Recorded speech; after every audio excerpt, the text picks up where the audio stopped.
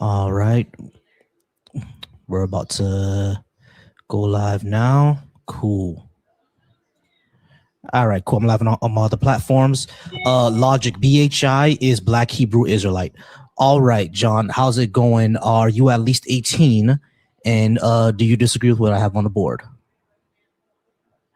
Yeah, I do disagree, but I would like to know your reasoning before. Yeah, sure. The reason why I don't think that Black people should be Christian. Well, actually, I need your religious tradition. Do you have any? Yeah, I'm a Christian. Christian. All right, cool. The reason why I don't believe that Black people should be Christian is because it's the religion of our colonizers and our enslavers, and I don't think we should follow the religion of people who enslaved and colonized us. And not only that, it's a foreign religion that has nothing to do with Africa, nothing to do with our ancestors. So we should practice our own spiritual traditions if we are going to have one. Okay. Now, when you say it has nothing to do with Africa, are you reflecting to translate slave trade or prior to that? Prior to that. Prior to that. Mm-hmm. Okay, so Christianity was founded in first AD, which was way before the colonizers aspect, right? Yes, but the reason why Christianity even is in Africa, at least the majority of it, is because of colonization. The only place where it was is really in Ethiopia, and they only did it for basically trade and stuff like that. The reason why the majority of sub-Saharan Africa is Christianized now is because of colonialism and slavery. I don't think that's true. Okay, I'm not sure how that cannot be. That's literally history. Like before they met the Portuguese and the English and the French, they were doing something else, right? Yeah, they tend to worship their own gods in those aspects.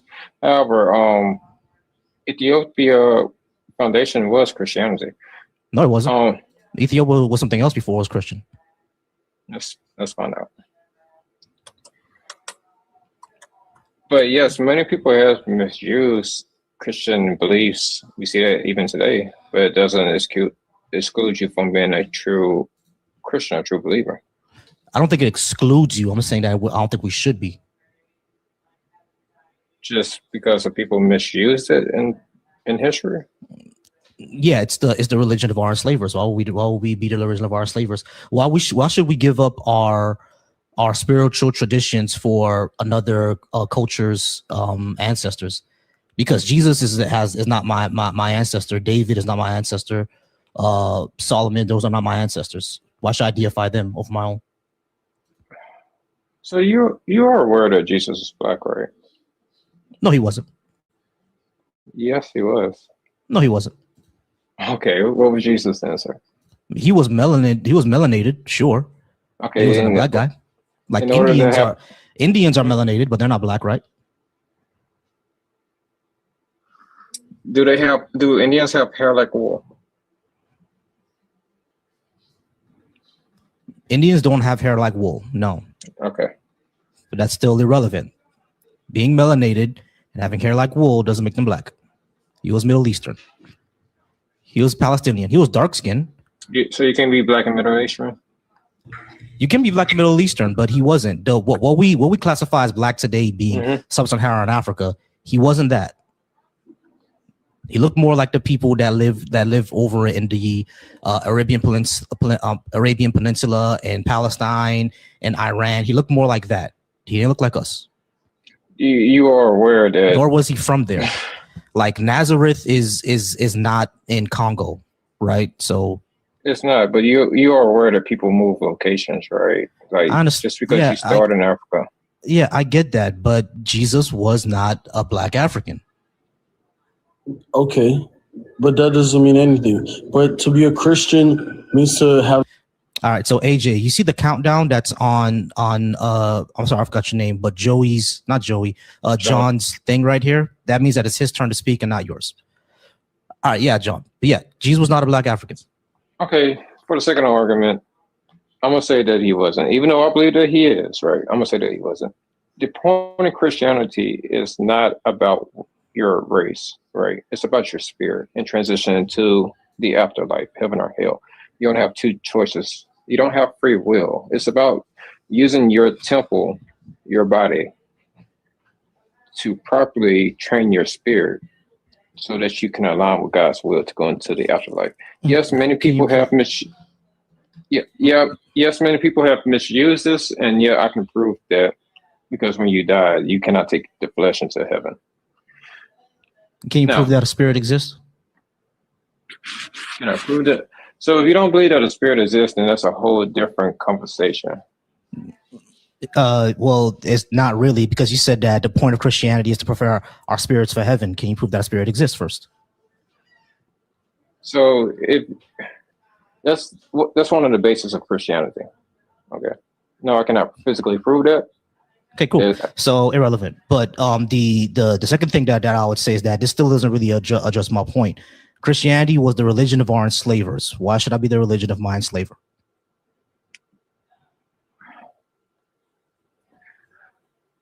Because of religion. Islam is here too, by the way. Muslim is here too. We shouldn't be that either, in case anybody asks, because they also enslaved us. So we shouldn't be that either. So it was established right before the transatlantic slave trade. Our enslavers. It was established way prior to that. As a matter of fact, even other worshippers were part of an enslavement trade that I don't know if I can say that on any lot, that worship like evil, different gods. They had slaves within themselves, so there was always slavery since the beginning of time. Understood that there was always slavery, but specifically speaking about Christianity and Islam, it came to Africa largely through enslavement and colonization. And we have to go ahead and give up or even denigrate or even not know about our own spiritual heritage in order to uplift another culture's spiritual heritage. Why should we do that? Because, like, for example, one thing that I've seen before that annoys me a lot is that a lot of African traditions are seen as demonic or they're denigrated. However, Asian Christians, they can still do whatever they want with their ancestry. Like mestizo Christians, like over in Mexico, they still have Day of the Dead. And people largely do not care and even celebrate with them. But the moment that Haitians have a Day of the Dead, all of a sudden it's demons, it's demonic. When Africans want to do something for their ancestors, veneration is all of a sudden demons and demonic. Like, black people are the only ones that are demonized for our spiritual heritage. And if Christianity is causing that, we shouldn't be Christian then. Correct me if I'm wrong, but Day of the Dead, because that one stood out to me, is in respect to your elders that pass and showing that memorization. It is believed that in that culture, it's believed that you die twice. Once in the physical realm and once in the afterlife, once the last person forgets your name and forget who you are. That's what they do. It depends. Yeah, it depends. Because Obia doesn't really have an afterlife the way that we think. Neither does voodoo. It doesn't really have an afterlife the way we think about it. It's more like, I'm not sure if you've seen the movie Black Panther, but it's more around that type of afterlife. You just kind of just chilling with the ancestors. If we're talking about the myths. Not your turn yet. Oh, I thought. Not a problem. I'm gonna let my plan here because you're respectful and I appreciate that. But if we're talking about the Mexican culture, then that is prevalent. They believe in the dying of the flesh and dying of the memorization. Oh, you're talking about the Mexican one? Yeah, okay, my bad. I'm sorry. Yeah, that's true. I was talking about something else. Okay, yeah, you're right. That's true. So you do got other things out there. Like, you got other religions. Cool. If you believe in that, that's solely up on you. I'm not going to sit here and judge you as a Christian for you believing in that. However, I know that my Lord and Savior is the way, truth, and life, and He is the creator of all creations. You do have demigods like Zeus, Achilles, Hercules. Yeah. Do you really think that there's a dude on Mount Olympus shooting down lightning to the ground? I think that's a spirit. I do. You really think that lightning is a spirit?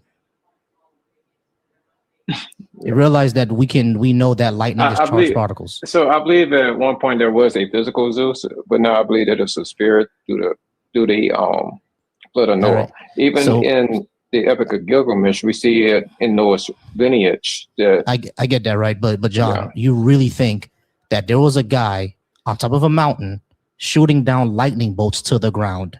That sounds plausible to you? Yeah, it does. Okay. Why? That's ridiculously dumb. Because if you believe in one thing, you can't denounce or not believe in the rest of it, I believe. Oh, okay, so voodoo gods are real then. Yeah, I know it's voodoo. All right, Yeah. cool. So then it'll be fine if I worship the voodoo gods instead of the Christian one, since those are my ancestors. If you choose that. Yes. If I choose that, all right, great. If But you you choose said that Christianity is the truth, and my question would then be, why is Christianity the truth and not voodoo? Because in my beliefs, I believe that our God Yahweh created all, and voodoo is just an extension of the Nephilims procreating with humans at the time. They gave these people special powers to grant these But voodoo priests. but that tradition existed before Abraham, so wouldn't that tradition be correct? Yeah, voodoo existed before Abraham. I think the Nephilim people were before Abraham also, if I'm not mistaken. Right. But the Nephilim, it implies like Noah's Ark is true, but Noah's Ark is not true. I believe it to be true. It's not. There's no evidence of it, and we can disprove it like 6 ways from Sunday. No evidence of anything, to be honest about it, religion-wise. Yeah, exactly. So why would we believe it? Would you believe me if I told you I have $10 billion in the Bahamas? I don't know. You probably could. You would believe me if I told you I had $10 billion in the Bahamas? I don't see a reason that you allow to me. Hey, wow.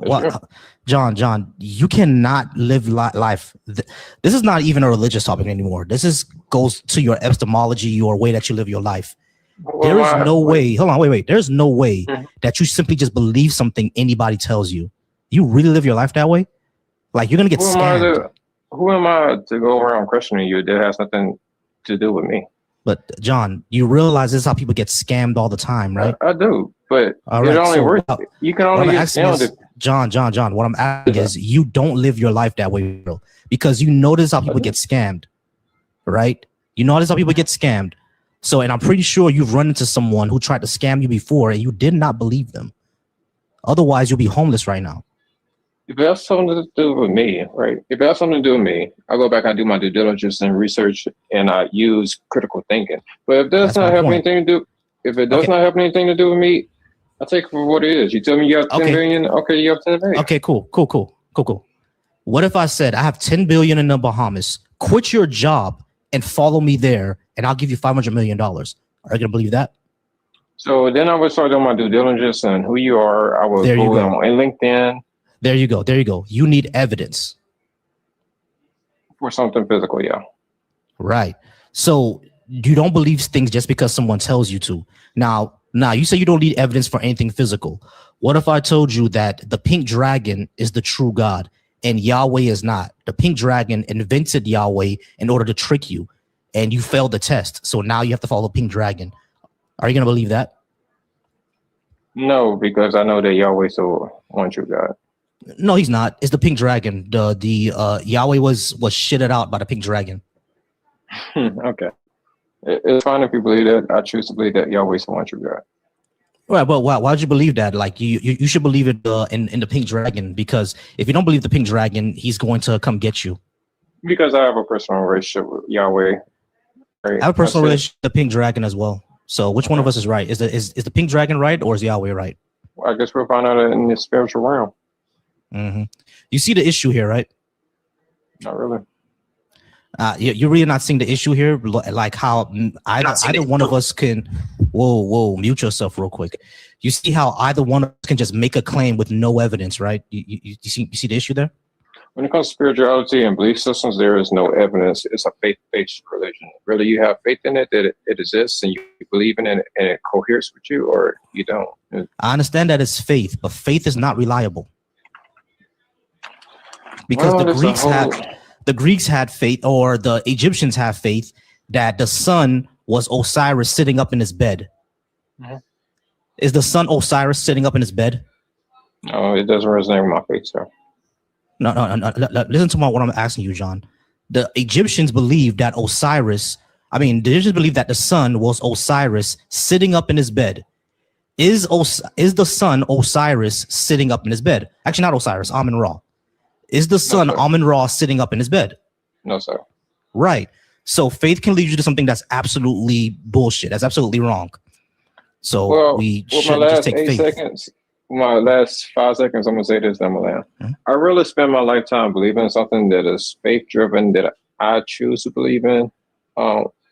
And I get to the end of life, and I really face that consequence wholeheartedly, and not to believe at all because of fear. Yeah, that's Pascal's wager, friend. So you might as well just convert to Haitian as well. So if you don't believe in that, you won't be with your ancestors in the ancestral plane. Yeah, I didn't say that it didn't exist. I just believe that Yahweh. Right. All right, y'all. I appreciate y'all being up. B.A.H is Black Hebrew Israelite. All right. Yo, Bar, I see you in the comments, bro. Go ahead and come up for me. I appreciate you. I wanted to do this with you, but we didn't get to talk today. All right, I'm gonna move on to the other people, y'all. We do have a queue, we do have a line. It's going to be Yanni first. I'm sorry, is your name Yanni or Yano? Yami. Okay, Yami, we're gonna talk to you first. Then Jamal. I think I haven't spoken to you for a while yet, Jamal. And Yezin is gonna be right after Jamal. Y'all, I do appreciate y'all for being here. Go ahead, like the live and start sharing it. Kylie Williams, who's over there crashing out in my YouTube comments, you're really showing us the Christian love right now. Yeah, calling me swine and dehumanizing me. That's wonderful. This is how Christians love people, y'all. Anyway, Yami, how's it going, Yami? Can I get your age, and do you disagree with what I have on the board? You there, Yami? Hey, can you hear me? Yeah, now I can hear you. All right, Yami. Oh. Can I get your age, and do you have a religious indoctrination? Hey, what's up, man? I'm 32, and no, I definitely don't. I'm just big on like history and like being researching and stuff like that. Very interested. I just had one thing to say, and it wasn't even really like it's more like a statement, I guess, a question to you. When I hopped live, I heard you say that Africans and blacks shouldn't be Christians because their enslavers were Christians, but at least from like a historical perspective, the Europeans, Christianity wasn't their original religion either. They all converted. And the second thing I'll say to that is Christianity was in Africa before it ever even went near Europe. The oldest Bible we have is the Ethiopian Bible. And that dates around back, maybe a couple hundred years after Jesus died.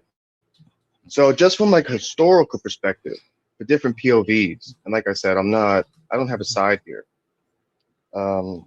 That's why I say, like, I think it's okay. I mean, for one, it's religion, so you kind of pick and choose, but there's no reason that black people should want to stay away from believing in the Bible, because if you think because it's the enslavers, like I said, it was introduced to Europe the same way it was introduced to Africans. But Ethiopia, that's one of the oldest places where Christianity was brought to. And that was from the disciples. That wasn't from like colonialism or nothing like that. That was from like the original people that were around Israel, spreading the word after Jesus died, quote unquote. So just that example right there with Ethiopia, I just wanted to hear your thoughts on it. Yeah, so hold on, give me a second. Give me 1 second. And you could look up things too, like regarding people in Ethiopia that practice Christianity. Yeah, hold on. Give me a second. All right, cool. Yeah, all right. So when it comes to so a few things. Number one, when it comes to the Bible, the oldest one. When it comes to the Bible, right? Ethiopian Bible is not the oldest one. The Codex Sinaiticus is the oldest one. Wait. Before you, because I knew you were gonna say that. Like oral teachings. Like, so if you go and look up stuff about the people that live in Ethiopia, the people that practice Christianity, the churches there, they'll plainly say, it's been over 1,000 years that we've done this. Right. I don't care. Mainstream archaeology. That's not my point. Yami, stop. Oral tradition doesn't mean shit, because according to oral tradition, Yahweh doesn't even exist. It's Olodumare. So we just can't go off oral tradition. No, so when it comes, hold on, wait on, Yami. We just can't go off of culture's oral tradition, because according to West African oral tradition, Olodumare created us from dirt, and what's his name? Anansi the spider is trying to trick all of humanity according to their oral tradition. So you have to go off of actual facts and archaeology. And the oldest one is the Codex Sinaiticus, not the Ethiopian Bible, number one. But the second thing is, just because it was bought to the Ethiopians doesn't mean that when it comes to the rest of Africa or the vast majority of Africa, the reason why they're mostly Christianized or Muslim is due to colonialism and enslavement. That is just a fact, bro. I didn't say that was wrong. I was trying to. That's you're not understanding the point here, because you already have a preconceived goal that you really want to reach. That's why you're not hearing what I'm saying. What are you saying? What's up, big bro? What's going on? What's going on, Bar? Yeah, Bar is my co-host now. Yeah, I'm trying to get the co-host thing going on. My bad. Go ahead. I'm in. I put it in the chat. I'm in the studio, but I stepped out when he said Ethiopia. Mm-hmm. I'm gonna have to drop back down. But I just came up to chime in on the Ethiopia thing. When you look at it's not actually all of Ethiopia that converted to Christianity. It's only the kingdom of Axum, and that's when King Ezana took the reins. And if you do any research on the Ethiopian conversion to Christianity, it was an imperial state religion before it was like spread throughout the kingdom. The king converted first. But where did you read that? I went to school for years for history, so I'm only asking. I'm not trying to insult or anything like that. Yeah, I have. I'm not at my laptop right now, but there's a few books that I read on this, and I can give them to you in a minute. But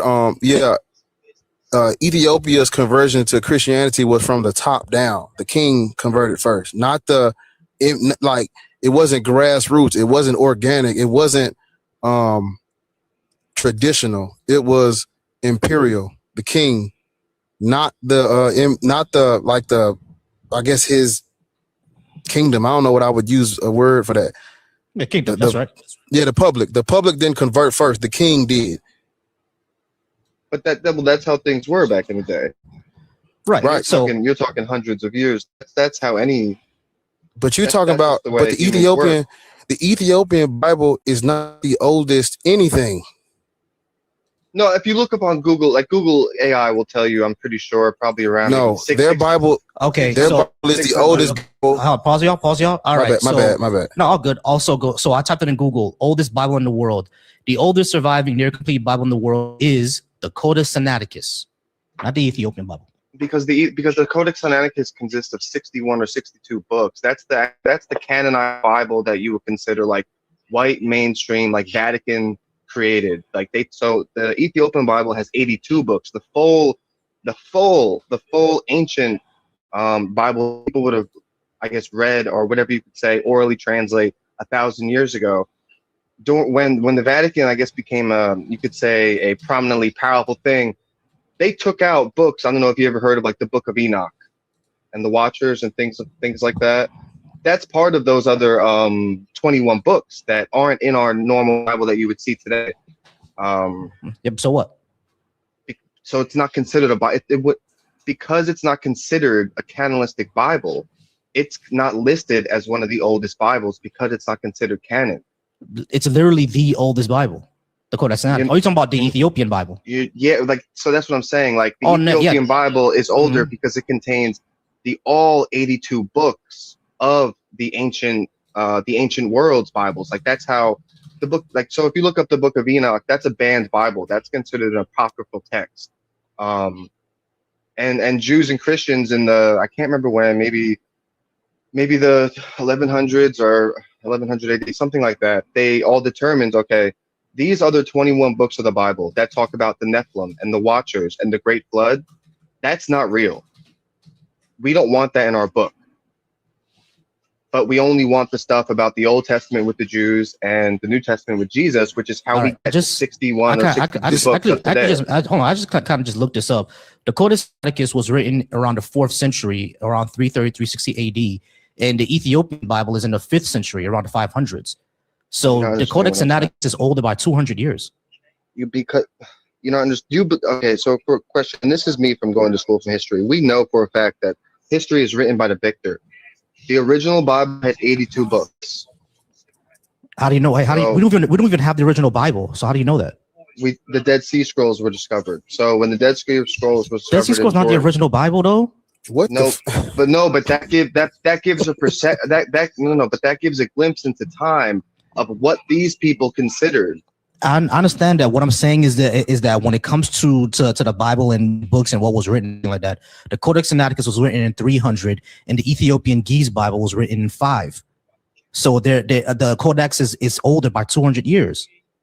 Wow, someone said the Dead Sea Scrolls is a scrap of paper. That's funny. The Dead Sea Scrolls were literally the exact same translations that we use today, including the Book of Enoch, but which was just wait. How do you know the Dead Sea Scrolls don't have Enoch in it?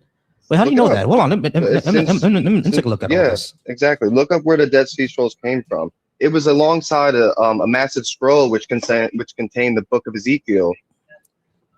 Yeah, it was 900. There's 900 manuscripts and thousands of fragments, like pieces. No. Yeah, really look into it. You have to look into it for more than 30 seconds. We have the entire transcripted Book of Enoch.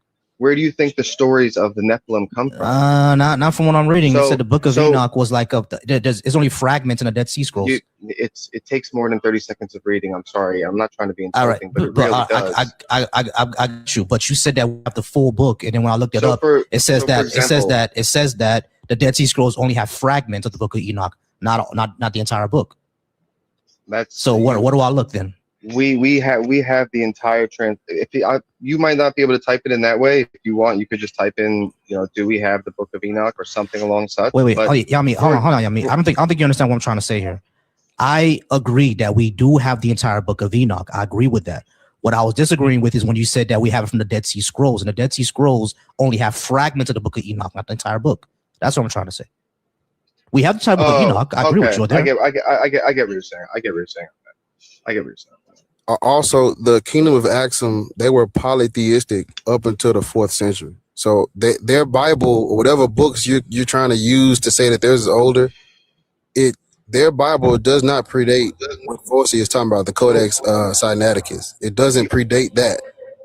The only reason I say this is because, so for one, I'm not a huge believer in that everything we read in our history books is true. There's just no possible way. So a lot of times with certain types of things in history, the best thing to do is go to the actual source people, and just take their word. The same way that certain people's history was destroyed by colonialism, and a lot of it was lost, and we'll never know the truth of it because of the way it's systematically destroyed certain cultures, entire history. It's the same concept. You just got to take my word for it with the Ethiopian connection between that and Christianity. These people claim they have the Ark of the Covenant. I got you. So all right, I got you. But oral tradition can only go so far, right? Because I understand that because of colonialism, a lot of history was destroyed. We have to listen to their oral history and try to write it down and reconstruct from what we can find. I get that part, right? But the thing is, when it comes to something like this, right? When it comes to like spiritual or religious claims, we just can't take your word for it, because it's going to be not only contradicting narratives, because according to their oral tradition, they have the Ark of the Covenant, but I'm betting according to another oral tradition, they have the Ark of the Covenant. You just can't say we're going to take both of their word for it. Now there's 2 Arks of the Covenant. That wouldn't make sense, right? So we actually have to get to a certain factual basis here. Oral tradition can only go so far, and them claiming, oh, ours is older, when we can literally date one that's older than that, we just can't take your word for it, because like the facts just contradict you. No. Well, I wouldn't say they contradict.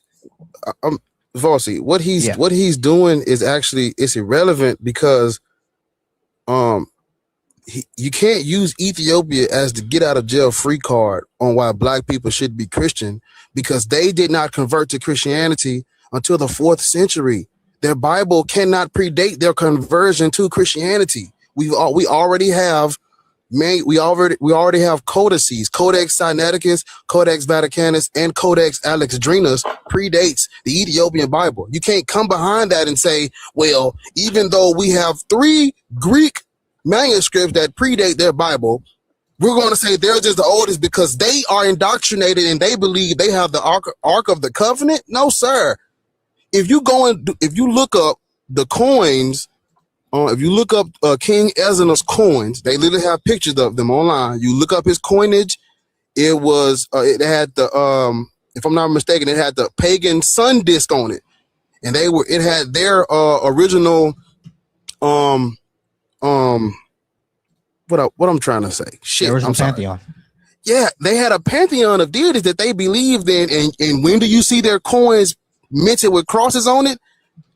When they convert in the 4th century, when he converts in the 4th century, what you're doing, this is irrelevant. Ethiopia is not why black people should be Christian, because they got it from the Greek too. It's Greek, written in Greek originally. How can the New Testament originally been I'm gonna mute you again.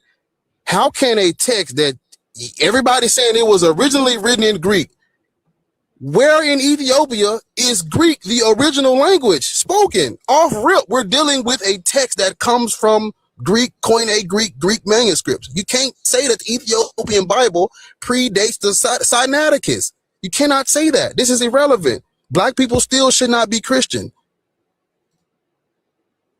Yeah, that's all I was saying. All right, Yami, we are out of time, but I do appreciate you. Go ahead and come back on anytime. All right, y'all. Go ahead and keep liking the live and keep sharing it. I do appreciate you all being here. We're at 8.9K likes. Bar is going to have to leave soon, but he's here now, and we appreciate him. Shout out to Bar.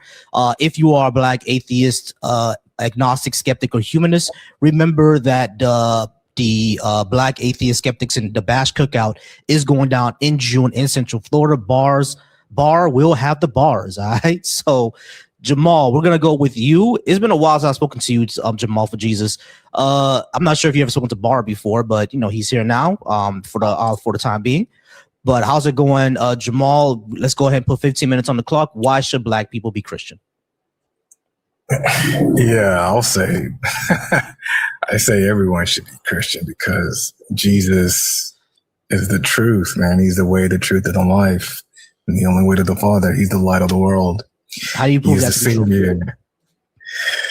How do I know that to be true? Because I had an encounter with them, no joke, and I wasn't indoctrinated. Okay. Christianity. Pause me real quick, Jamal. Yeah. Here's the thing, right? Testimony is going to be evidence for you. Is going to be hearsay for me. How do you actually prove what you're saying? How do you actually prove your interaction? And not only that, even though you had that interaction, that doesn't show that black people should be Christian. This was the religion of our enslavers. Well, so why should we follow the religion of our enslavers? Yeah, well, I was actually looking into it, and it was Christians who spearheaded the abolitionist movement. Yes, there was also Christians who spearheaded the Confederacy. When y'all bring up the point of the abolitionist movement, right after they so-called freed us from slavery, is when you get the prison system, chain gang, black codes, mass incarceration of black people, war on D-Rugs, the Klan, the lynching, the public lynchings after church, black churches with little black girls in them getting bombed, Emmett Till. So I'm okay with you bringing up your abolition, but make sure you bring up the Dum Diversas Romanus Pontifex Inter Caetera. Right. All right. So Jamal, hold on. I got you. So Jamal, we understand that there were Christians who spearheaded a lot of humanist things, one of them being the abolitionist movement, but it was also Christians who spearheaded the Confederacy, spearheaded the Klan, spearheaded bombing black churches. So it's not just a clean history. Sure, right? but that's not based on the teachings of Christ. Jesus, he taught to love others as you love yourself. That is the second greatest commandment, right? And being racist, enslaving people, that's not loving. Like, doesn't take a genius to know that, right? So they weren't following the commandments of Jesus. I got you. Are there I understand what you're saying that they're not following the commandments of Jesus, but that is simply your interpretation, correct? My interpretation it's all right. Can I explain to you the scriptures at face value? Jamal, right? Jamal, hold on, Jamal. Jamal, hold on, Jamal. Like, I understand what you're saying, right? I don't have any beef with what you're saying. I know Christians who believe the same way you do, so I don't have any beef with that. What I'm trying to point out to you is that this is how you interpreted the scripture. Have you ever read the book The Religion of White Supremacy? How Christianity upholds white supremacy in America? Have you ever read that book? No, it sounds like a leftist anti-Christian book. You proved my point. Is it though? Did he just say left? Oh my god! Yeah, he just said left. Yeah. So we know who you voted for. Exactly. So Jamal, I didn't vote for Trump, by the way. I didn't vote for him. But Jamal, what I'm saying is that you're actually proving my point once you said that. Once you said that it's a leftist anti-Christian book. I'm getting there. Once you said that it's a leftist anti-Christian book, you're now looking at this through a certain lens. You're interpreting it through a certain lens, but that's not what this book does.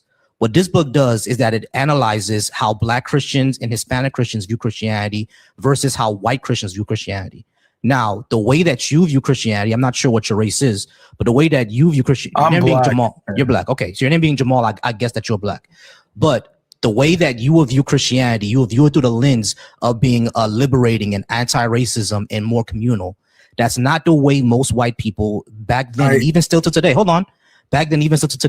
view Christianity. And the only thing required for you to be a Christian is to accept Lord Jesus as your Lord and personal Savior. That's really it. No, but so hold on. To be a Christian, all you gotta do is accept the Lord Jesus as your Lord and personal Savior. Everything else that you're adding on to it is your version of Christianity, like I said. But what I wanted to point out was in that book, it actually shows that those verses that you have about loving your neighbor, et cetera, a lot of white Christians, they don't view that as anybody. They view their neighbor as someone who was in their cultural in-group. That's who they view as their neighbor. So yeah, you can say when they you can say, when they did all that, they were not loving their neighbor. But you know what those white Christians were saying? Those Black people are not our neighbors. So when you say that, right, you can say they're wrong, but at the end of the day, it's up to interpretation. Jesus is not here to tell us which one is right. Okay, can I talk now? Hopefully I won't get interrupted.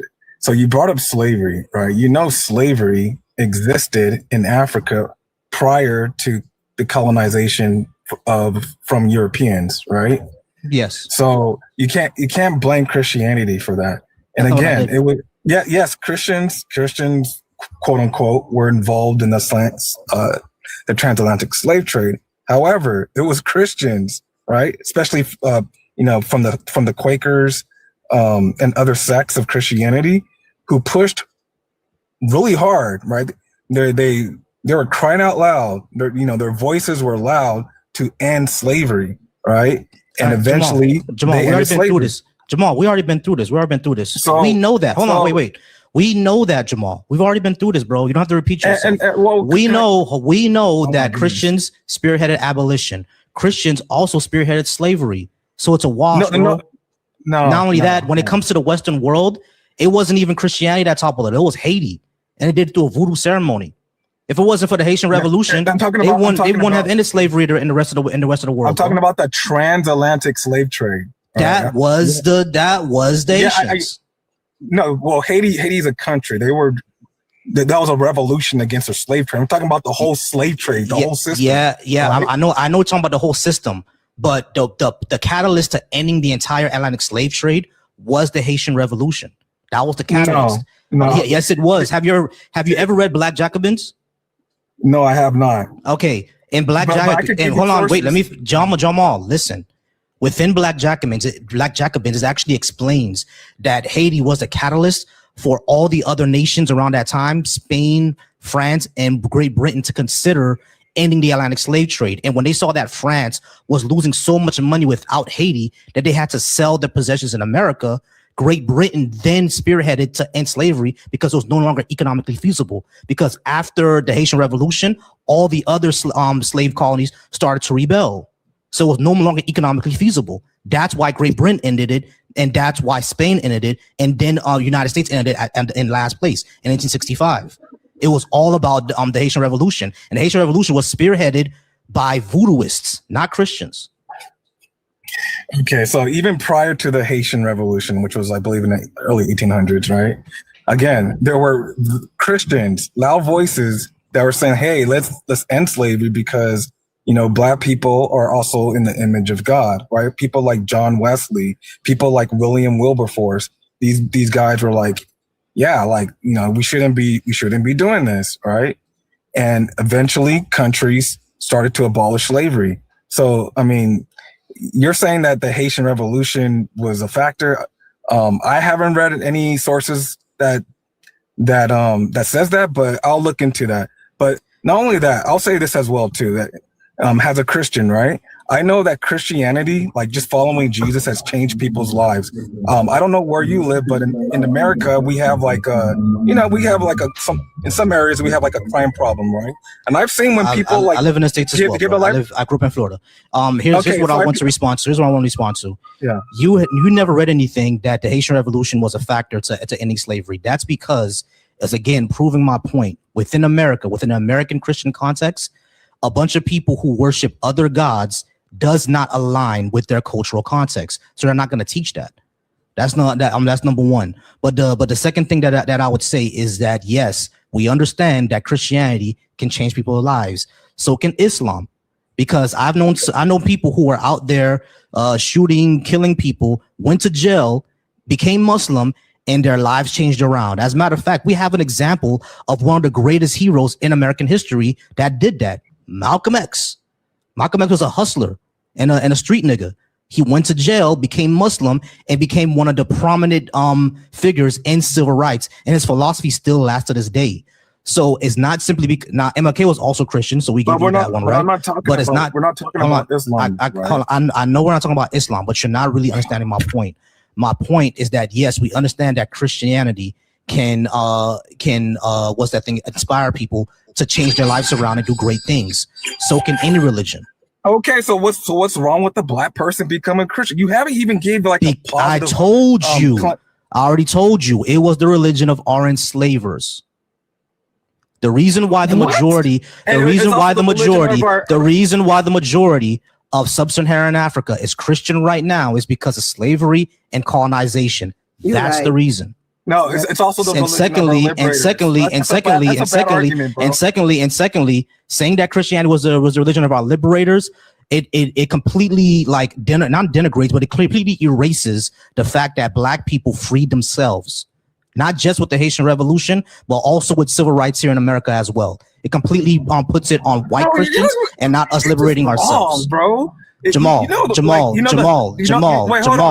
were there slave rebellions in the United States? Yes. Okay. Were there black people in the Union Army against the Confederacy? Yes. Did the Haitian Revolution happen? Yes. Did Amistad happen? Yes. Black people freed ourselves, bro. It wasn't Christians. That's true. We freed ourselves. Well, not in America. No, it was the white people. It was the white people. It was those in power who abolished slavery. The white people. The white people. Well, they're ones in power, right? Yeah. This is my entire problem with Black people being Christian, because now y'all cooned out for Christ. What? Now I'm cooning out. What? You think that white people freed us, bro? You think that white people freed? It's not a fact that white people freed us. We freed ourselves, bro. All right. We freed ourselves, bro, not white people. We freed ourselves. Okay. And you're talking about the civil rights movement, right? Well, it was Christians, Black Christians. It was those who had roots in the historical Black church that spearheaded the civil rights movement too. So like, bro, like you're not making like compelling arguments for why a Christian or why a Black person should not be. Did Christians kill the 4 girls in that church bombing? A Black person becoming a Christian is an abomination. That wasn't a true Christian. Christianity is a decoy for slavery. Quote me on your Verver, hold on, Verver, hold on. I appreciate you. Just give me one moment with him, all right? But I do appreciate you. Just give me 1 second with him. All right. So yeah, Jamal, was it also white Christians in the South that was harassing and beating on MLK? I mean, if they claim to be Christian, they weren't following Jesus. That's not Jesus's example. It's a yes or no, bro. Well, I don't know. Yes, they were, because James Baldwin pointed this out. The most segregated time in America, still right now, is 12 in the afternoon on Sunday. That's the most segregated time in America. Okay. Well, not at my church. My church, we're pretty diverse. I get that. Yeah. So I'll say that, like, there's nothing inherently wrong with being a Christian and being black. Just because some Christians, quote unquote, enslaved our ancestors does not mean that Christianity itself is something that will misguide someone or lead someone to commit such atrocities, right? We have to go to the text, right? We have to go to the founder, right? When you go to the founder, Leviticus 25:44. Can I finish, please? Can I finish? No, no, shut the fuck up. You can't finish. Volcy. And you guys want me to leave Christianity, huh? Go ahead. Go ahead. You was going while I was going. Go ahead. Yeah. So Jamal, we can go to the text, and I'm going to give you more time because I know Verva wants to get on this. And Ariel, what's going on? I'm going to get everybody's name and age in a second. How's it going, Ariel? Ariel, do you have the mod for me yet? I'm not sure if you have. Yeah, I do. You do. Okay, great. All right. So, Jamal, I'm going to give you more time. Yezin and I'm sorry, I forgot your name. Nature Boy. Y'all do give me a few more moments. All right, because I want to be fair to Jamal and give him a few more minutes because I was cutting him off a little bit. We'll be fair to you, Jamal. Let's go ahead and go to the. Yeah, no problem. Let's go ahead and go to the text. Leviticus 25:44 and Deuteronomy. And Deuteronomy. And Deuteronomy 20:10. Why did God? I'm familiar with those passages, but that's not applicable to Christians. Christians are not under the Mosaic law. Well, okay, so Christians are not under Mosaic law. That doesn't answer my question that I was going to ask. Is God all knowing? Yes. Why did He allow them to have slavery and even demand it? Yeah, I think he just permitted or regulated these things because that's just. Their hearts were just hardened, and he just permitted these things. But this was not for for Christians, right? This is just for the Hebrews back in those days for their time period, right? So it's just something that was temporary. Okay, so Hebrews can have slaves then. Back then, yeah. Okay, but they can't have slaves now. But not from their own group. Okay, so those who are outsiders. Yeah. Okay, so your God is okay with slavery. Not. I don't think he's okay with it. Something that's I believe it's inherently wrong. So why not just tell him to do it? Not to do it, just like he did with stealing and murder. Yeah. So he made commandments to not steal and to not kill people. He could have made the commandment to not own the others as property. There's no excuse. So under the principle of treating others the way you want to be treated.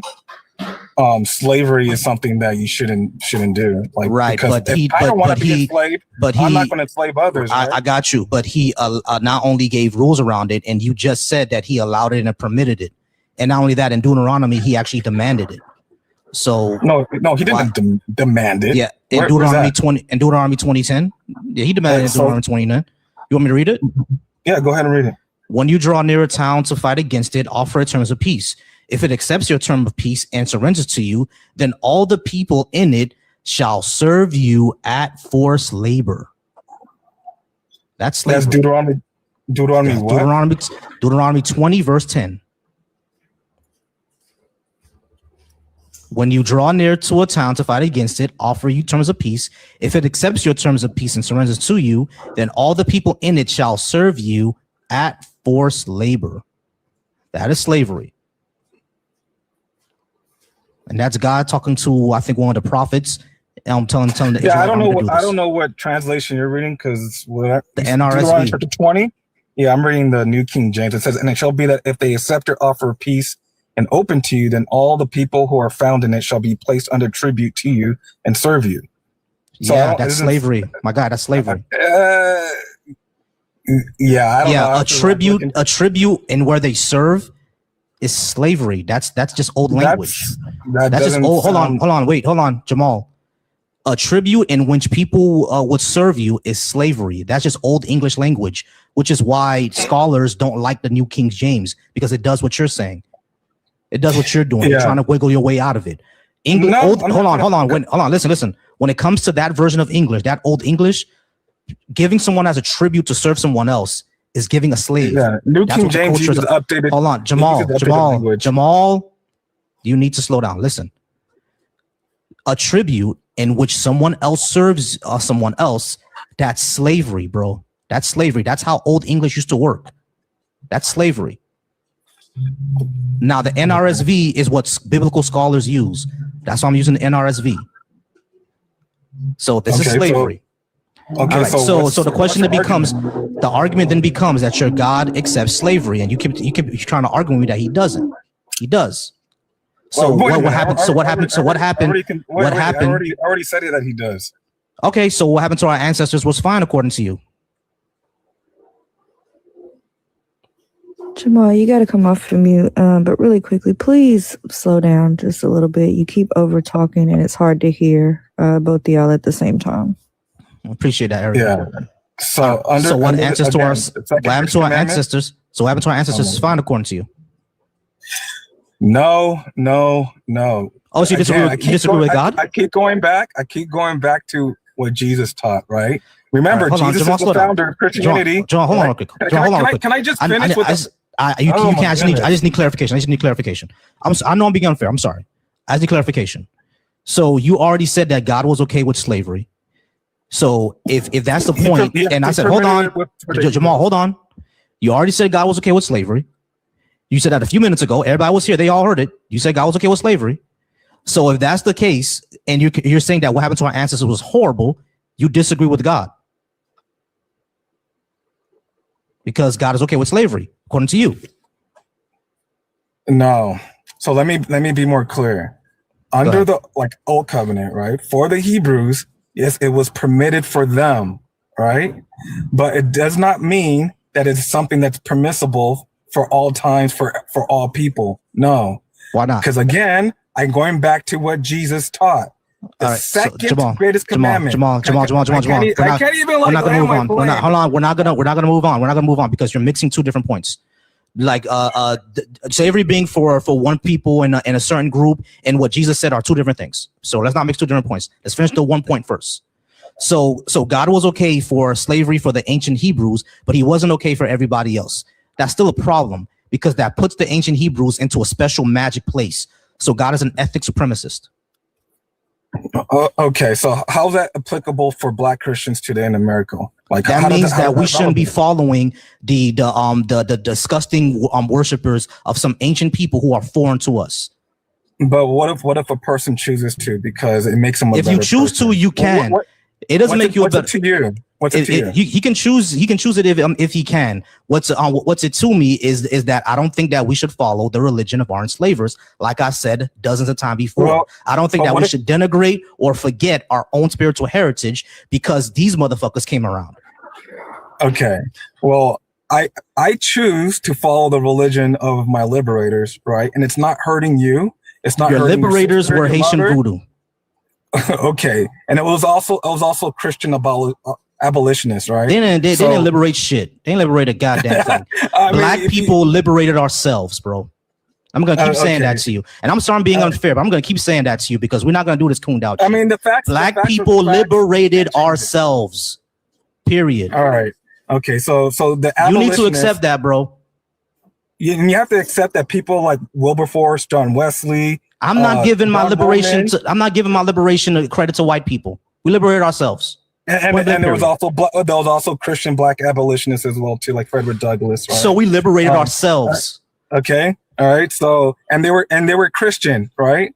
So you attacking Christianity just because several quote unquote Christians were part of the transatlantic slave trade does not right show that Christianity is a bad religion.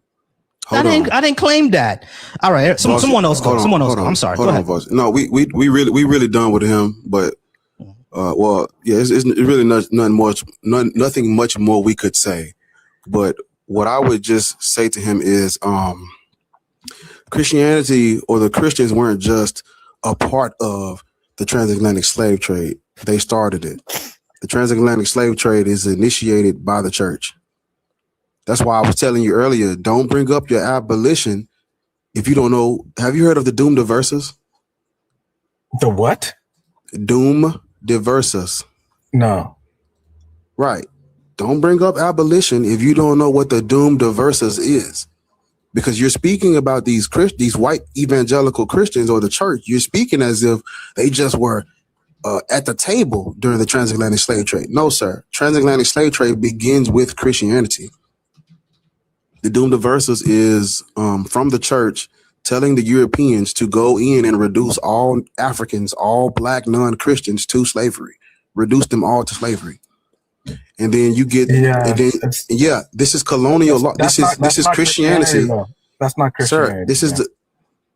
Show me that prescribed in the scriptures. Go ahead. Yes, they use the verses in your Old Testament Bible as justification.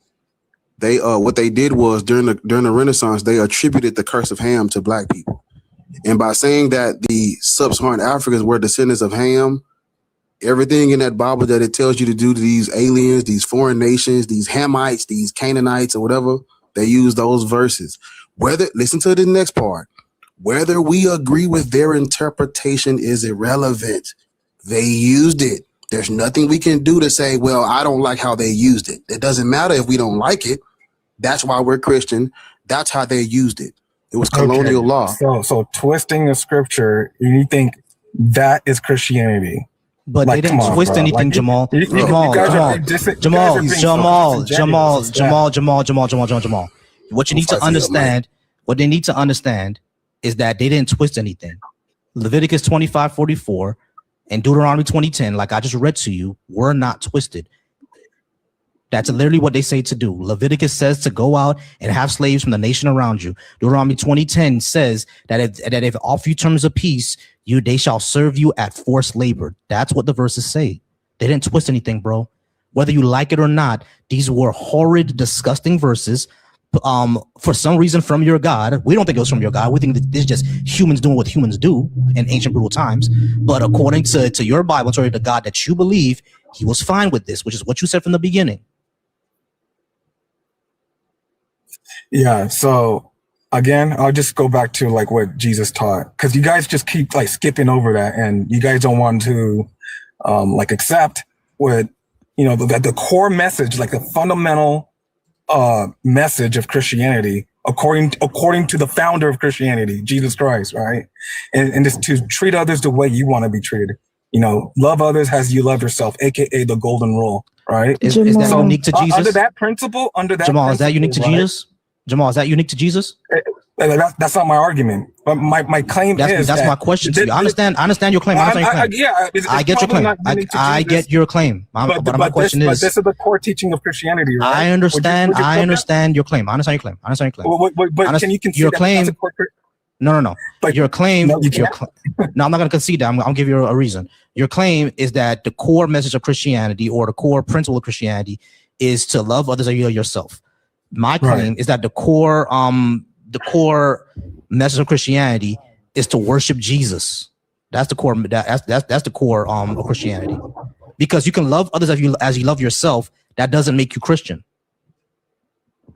Yeah, well, Jesus himself said, like, why do you call me Lord and do not do what I say? Right.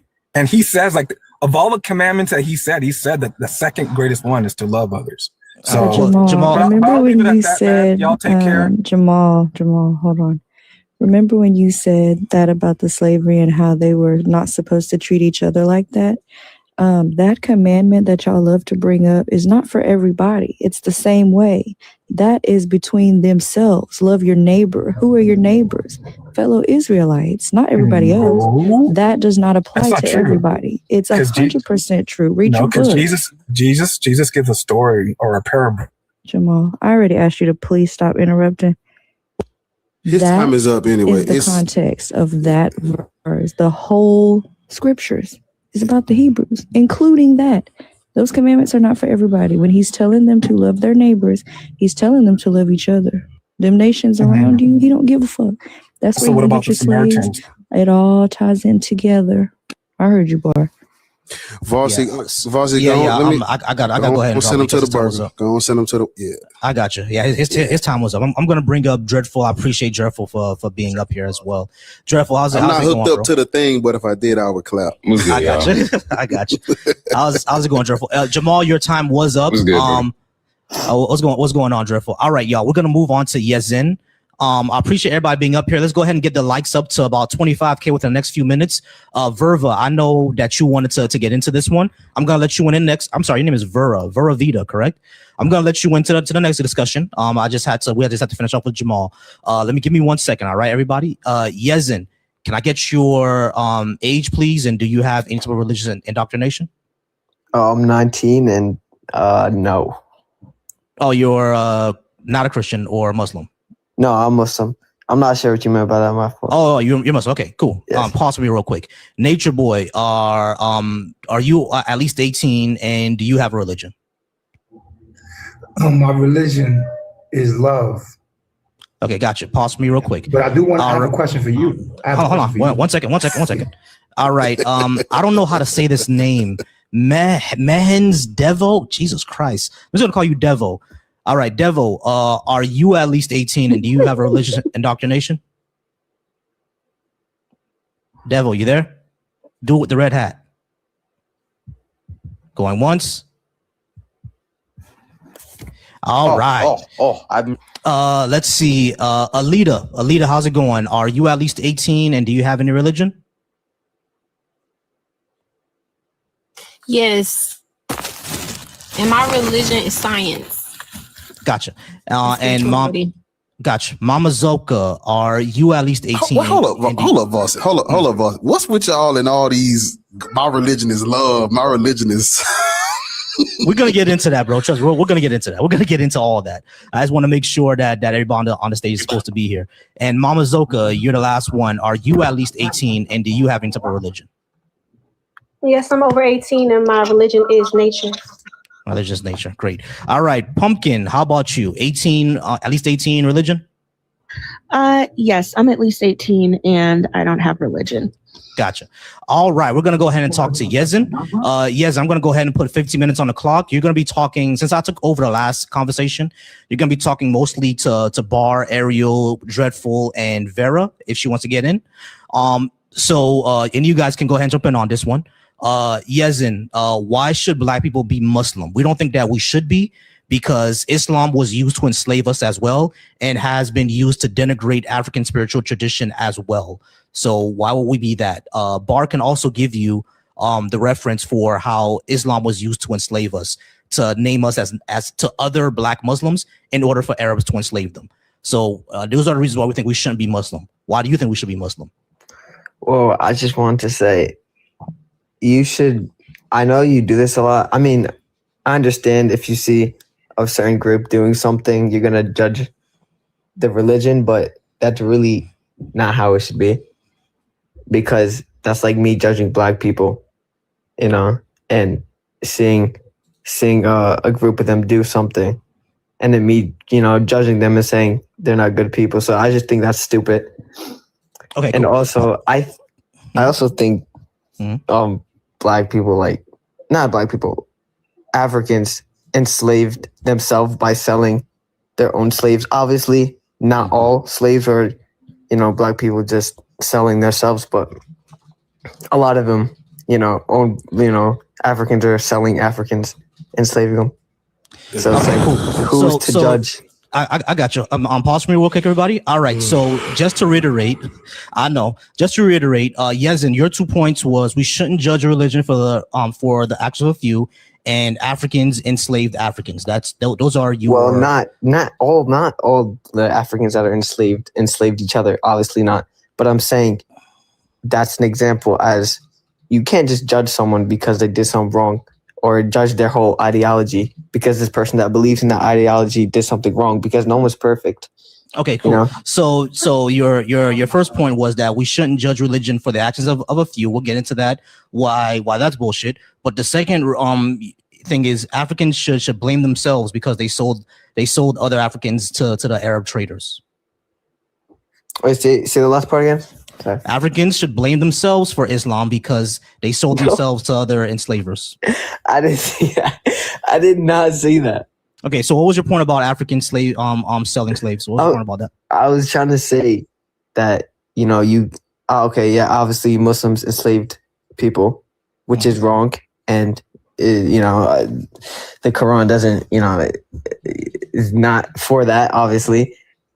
But just because, Muslims did it in the past, it doesn't mean no black people, should be Muslim. That doesn't make any sense.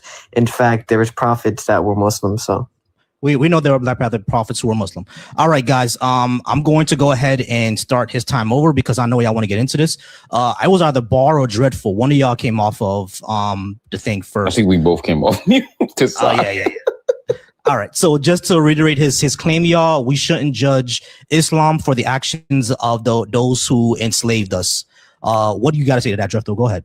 I was just going to say, and I think Bar is really going to dig into it more, but I would just argue that while your analogy about judging black people for the actions, based off the actions of a few black people, judging black people as a whole, I would argue that you have religious doctrine that says certain things are okay.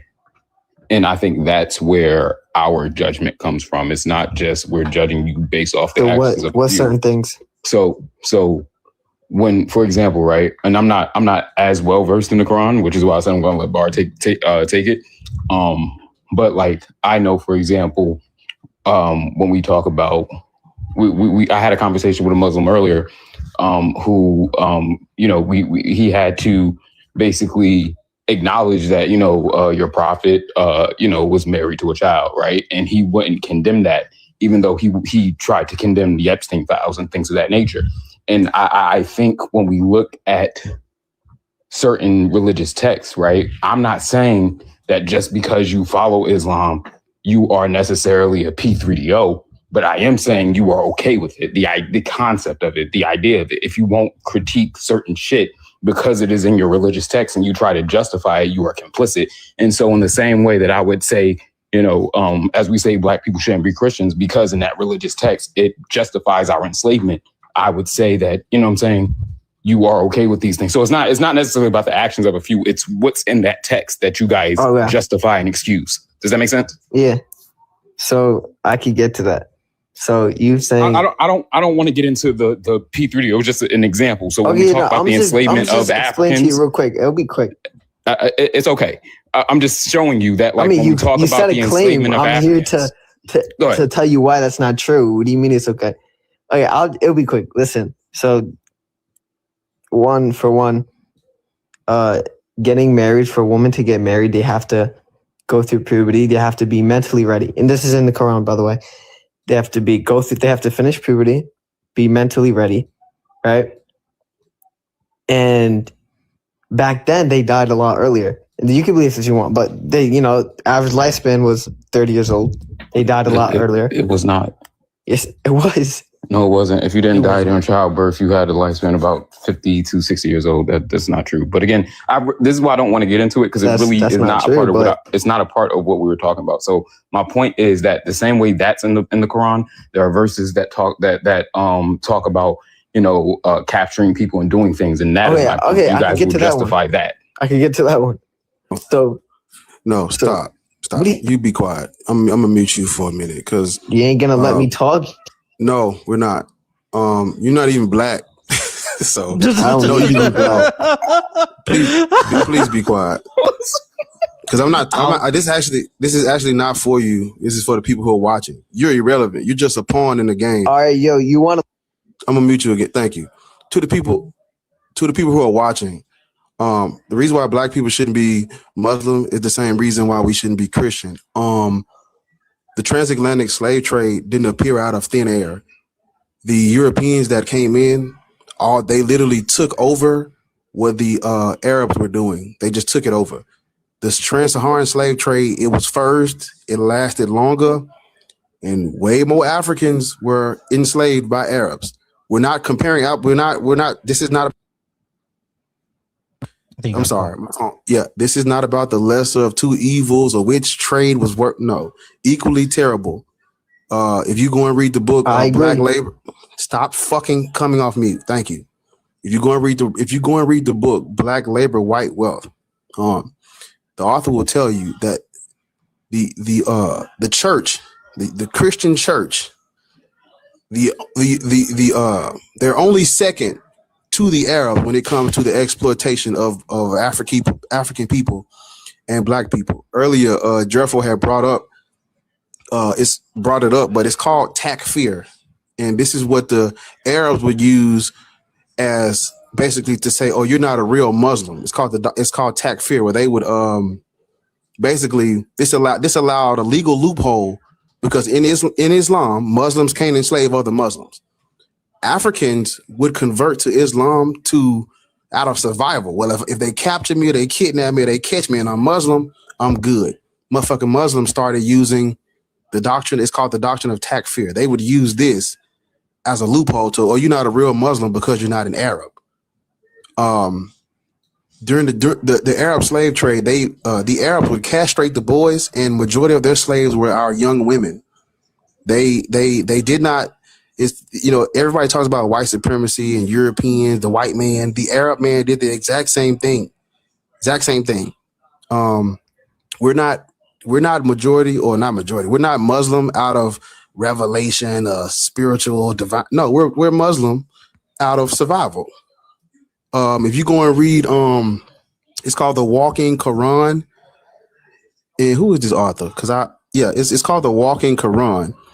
And basically, it talks about how African Muslims were calling other African Muslims not real Muslims. These motherfuckers done created a legal system because Africa's not a monolith, and there are people who did convert to Islam and did do business with the Arabs. They don't speak for all of us, which is where the conflict arises. But they were coming up with legal systems to say, "Oh, these African people are not real Muslims. They're Muslim. Them converting is not what's the word he used? But okay, that's irrelevant. But yeah, they literally had Africans fighting each other over who was a real Muslim or not. This is Arab culture deified. This comes from the Arabs. This is not grassroots. It's not organic. Nowhere on the continent of Africa is Islam grassroots or organic. It came from the Arabs. We would not have Islam without contact with Arabs. When the Arabs first came in and when they were taking that Byzantine territory, Muhammad had died. It wasn't No, they came in and they were taking Christian Byzantine territory, and we all know that the Byzantine Empire had control of those African places and regions. They're literally just coming in and replacing one colonizer with another. So no, we should not be Muslim. On top of that, justice for Aisha, because I know Zena ain't up here, but justice for Aisha. We don't fuck with that. There should no black man or black woman should practice a religion where the prophet is on top of a 9-year-old. You're sick. Yeah, you're sick. You're fucking sick. No. There go my plane. Gross. No 9/11. There go my plane. Police be upon him. But police be upon him. Pumpkin, give us a second, because there is a queue. I believe it was Nature Boy, then Alita, and then it's going to be Zoe, then you. So just go ahead and give us the boy. It is going to be your time to. I think he got a call, but really quickly. Yeah, there we go. Sorry about that. Okay, there you are. I was going to tell the chat really quickly. Y'all got like 9 more minutes. There's 200 people in here. We should be well above 50K. Y'all please tap the screen. And if we can get up to 50 shares, that would be great. But yeah, the likes, we gotta push those up. So 9 minutes, 50K, or the comments gonna go off for a little bit. Let's pump those likes up, y'all. 9 minutes 50K, and she will turn them off. All right, Nature Boy, you did say that you were at least 18, and I think you said your religion is love. I guess what we what asks after that is, do you have any type of Christian or Muslim or any tradition like that? Like, is Lord Jesus your Lord and personal Savior, or what? I really came up here to learn from you. I wanted to ask you a couple questions because I couldn't ask them in the chat, so I wanted to just come up here and ask y'all some questions. Yeah, before you do that, do you agree with the prompt or not? I have to first ask y'all to understand it fully. I have to ask y'all what should we do? Okay, go ahead and ask Volcy. Go ahead. All right, Okay, cool. So our what do you prompt believe is, black people should be? What do you think we should be doing? Where do you think we should be at? okay, so when it comes to spiritual traditions, right? I would say B.A.H., Black Hebrew Israelite. When it comes to spiritual traditions, we already had our own from Western Africa, right? So if we're going to be into a spiritual tradition, I think it should be those, because honestly, a lot of those traditions were more metaphorical than it was literal. If you read a lot of it, a lot of them didn't actually believe that Shango was a real person that struck lightning to the ground, right? A lot of them never believed that. It was more symbolic. Yeah, you feel me? But it did help us in a sense of community. It did help us in a sense of having a drive and purpose, or having a purpose bigger than us. It did make us more communal. You see what I'm saying? So if we are going to follow a spiritual tradition, I think we already had a blueprint for it, and we should probably follow that one. And not only that, it doesn't like conflict with anything that's that I'm doing right now anyway. So that's why I don't mind that. That's the first thing. If you're not going to follow a spiritual tradition, if you think a spiritual tradition is not useless or anything like that, what I would say, the second answer that I would give is that we should follow as much true things as possible, and we should follow philosophies and have beliefs that are evidence-based. Meaning, if there is not a lot of evidence or no good justification for us to believe something or follow something, we probably should not be following it. Right. And that goes for like anything, basically. Like, there's no good reason for me to believe in dragons. So that's why I don't believe dragons exist.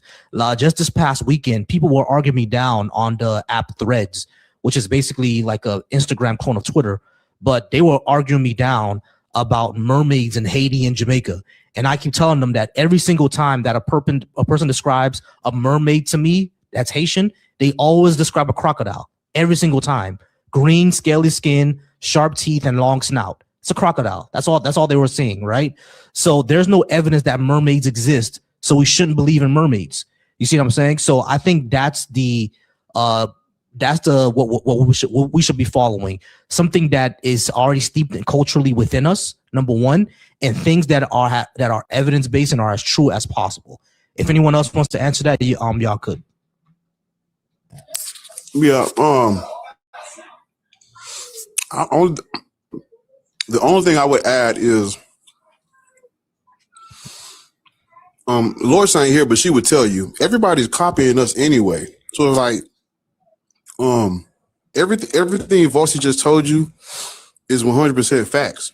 But even when you ask questions like that, look around, brother. Do you know how many things Black people have to be proud of that we've invented? And, you know, I talk about the Timberland boot, where like everyone is literally whatever we come up with, the whole world is copying it. So we don't need no God, because I will tell you, all that stuff is made up. All gods are made up. None of it's real. We don't need any of that to be great people. If you ask what should we be or what should we follow, the truth, evidence-based, logic, reason, common sense, humanism, compassion, empathy for others. None of that is. You don't need no dead white man in the sky to believe in that, but to do those things. So when you ask what should we be, free, fuck all this freedom to practice the religion. Hey man, these religions are about control. We need freedom from religion. That's what we need. That's the answer. Freedom, and just fucking the ability to think. Learning how to think, not what to think. That's what we need. I would also just add, I think that when you learn the truth, it's a lot more beautiful than this idea that, you know, you was created from dirt. But two, and I think, you know, Bar has spoken on this before. I don't know if it was on this panel, but I 100% agree. You know how the Bible, for example, talks about faith without work is dead. You essentially doing all the work yourself. If our ancestors had faith that they was going to be free instead of busting masses' ass, we still be in chains right now. You doing all this work. You know what I'm saying? You use this God to fill a void. Muslims in Gaza, Christians in Gaza, praying for the bombs to stop. And this God is nowhere to be found. And is nowhere to be found. Congo, Sudan, Haiti. I'm sorry, Jeffrey. My bad. Go ahead. No, you good, bro. That's my fault. I thought it was a little pause. I thought it was, you know, it's dramatic effect. You good, bro. I thought that nigga was stupid. No, but that's my point. I'm It's sorry, like my bad. they keep giving credit to this God, but it's like we have to do all the work. I say it all the time. If a Christian, a Muslim, and an atheist all go for a job, it's not like you pray and a job falls into your lap. We all got to go to school, be qualified, put in an application. It's not like the people who believe in, you know, a deity don't got to do what I got to do, and they magically get a job. So this idea of faith without works is dead. We do the work anyway. What good is the God? What does he do? But also, I think you have to keep in mind that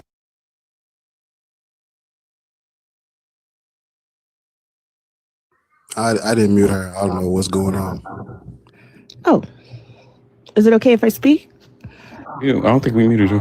What's that? I don't know. I think you have to keep in mind that Christianity, the Muslim religion, and Black Hebrew Israelite are incredibly high control religions that are deeply hierarchical.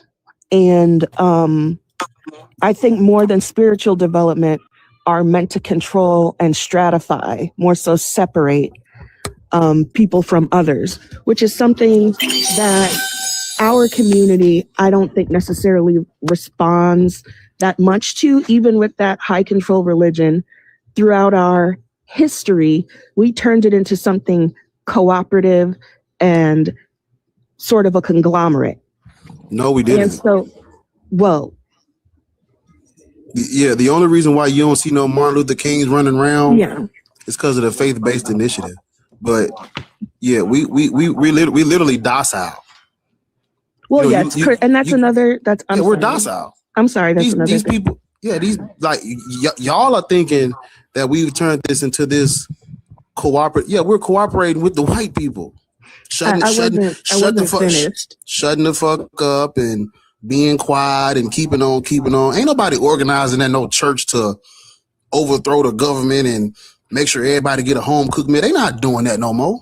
They used to. I understand, but so I'm talking about holistically, spiritually. Christianity has no, you can say, necessary cooperation aside from the God that's going to punish you. Hey, Pumpkin, I'm sorry. I know you were going on, but I just got to pause real quick because we're kind of out of order and I was missing something. Yeah, we are. That's my Yeah, that's why I muted her. Hey, she was responding to the same thing. Nature. We were still talking about that. Gotcha. Is Nature Boy's? That's my fault. That's on me. All good. Nature Boy, was your questions all answered? Yeah, or no, you have more? I wanted to ask you because I know that we shouldn't be Christians and Muslims, but what should we be? Is the question, I guess, because if we take away people's religions and because people's reality, their whole identity is structured. We're mental beings. We're structured on our belief system. Well, see, if you take I know you just missed the whole interaction. Everybody up here just answered that, but he was too busy typing in the comments, so he probably didn't hear. Yeah, but we just answered that question. I got you. What are we supposed to replace? What are we supposed to replace a slave religion with? A religion that comes from the colonizer and the oppressor. What do you want us to replace that with? Yeah, so Nature Boy, the way that I will answer this question is that we don't need to. I'm pretty sure they always said that we don't need to replace religion with anything, right? That's number one. But the second thing that I would say is that what you're pointing out is exactly my one of my main issues. We make this religion that we cannot prove to be true as part of our identity, and we don't need to do that. I've always said political beliefs, religious beliefs, they're not you. They're basically parts, they're opinions that you have, essentially. It's like when you go to school and, you know, you can't forget your math book and your history book and your notebooks and stuff like that. Religion is basically those things. Political opinions are basically those things. They're not you yourselves. They're your books and your book bag that you can replace anytime that you want. And what happens when you go from elementary school to middle school? Those books that you had in elementary school, what do? You toss them because they're going to be outdated. When you go from middle school to high school, what do you do with those books? You toss them because they're outdated. When you leave high school, what do you do with those books? You toss them because now in college, you're going to learn something else because they're outdated. That's what we should do with political and religious beliefs. Once they're outdated, once they don't have any evidence behind them, once we find out that these things are not true or likely not to be true, toss it, because there's no reason to have that anymore. There's no reason for us to carry around beliefs that we cannot prove to be true and makes claims that are definitely not true. Nature left. What happened?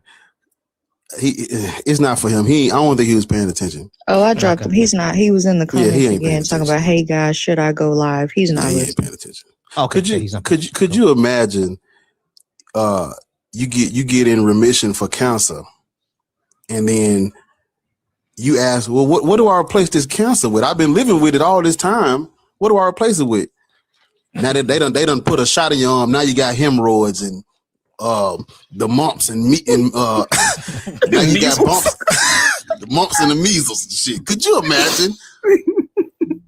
We're not here because of Christianity. All the things that black people have done is despite religion, not because of it. Not because of it. Agreed. So when you ask, what do we replace it with? You're assuming that it's been the catalyst, it's been the driving force. Everything we've done is despite religion. Hemorrhoids is crazy, but I'm saying, like, I done got free from cancer. They done put a shot in my arm. Now I got hemorrhoids because I wanted to replace my cancer. I just had to replace it with something. Now your ass hurt. Cancer with something. now you can't shit right. You got to sit on the side of the. You sitting in the tub with the cold water running on you. Running all over your balls and everything. Yeah. Like, you don't need that. Because you want a replacement. I need a replacement disease. So give me that crack over there. I'm sorry, you can't say that. My bad. Instead of cancer, give me leprosy. You know what I mean? Let my bones waste away. Crazy. Like that's insane. I don't drink no more. Give me that B.A.A.S.H over there. Yeah, Mary, that white stuff.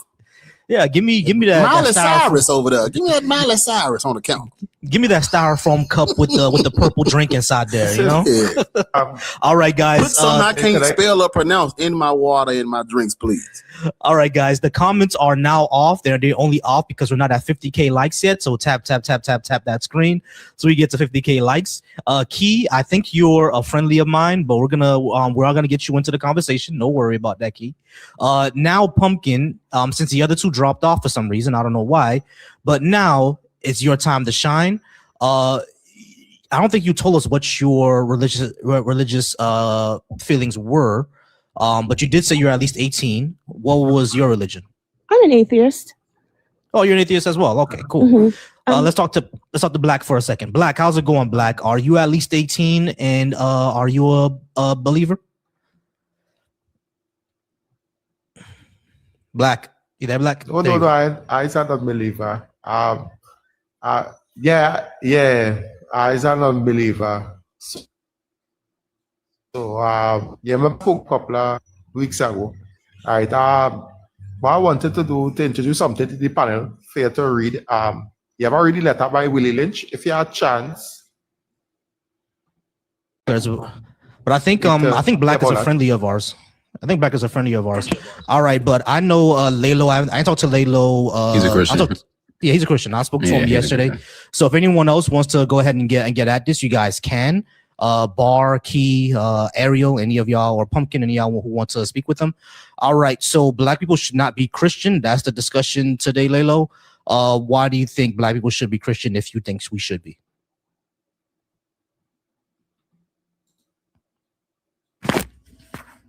Oh, my bad. I was muted. Yeah, so Black people should be Christian because everyone should be Christian, and because everyone should be Christian and Black people are part of everyone, they should be Christians. This is just that simple. Why should everyone be Christian? Number of reasons. Principally, Christianity is the true religion.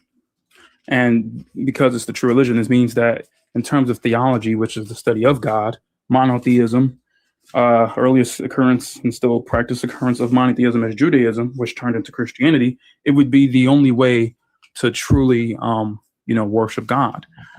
So how do you show that Christianity is true? Like I said, it stems from Judaism, or not stems from, it turned into Christianity from Judaism. And Judaism is the oldest way to understand and study God. There's no flaws in the Bible. No, it's not. That's not true. Yes, it is. Yes, it is.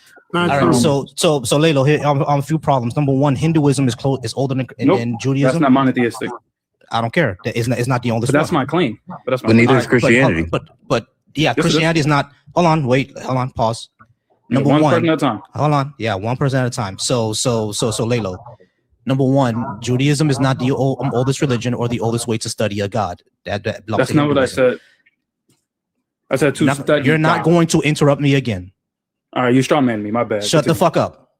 Uh-oh, he's mad. When it comes to shut the fuck up. When it comes to religion, right? Judaism is not the oldest one. Hinduism is the oldest one.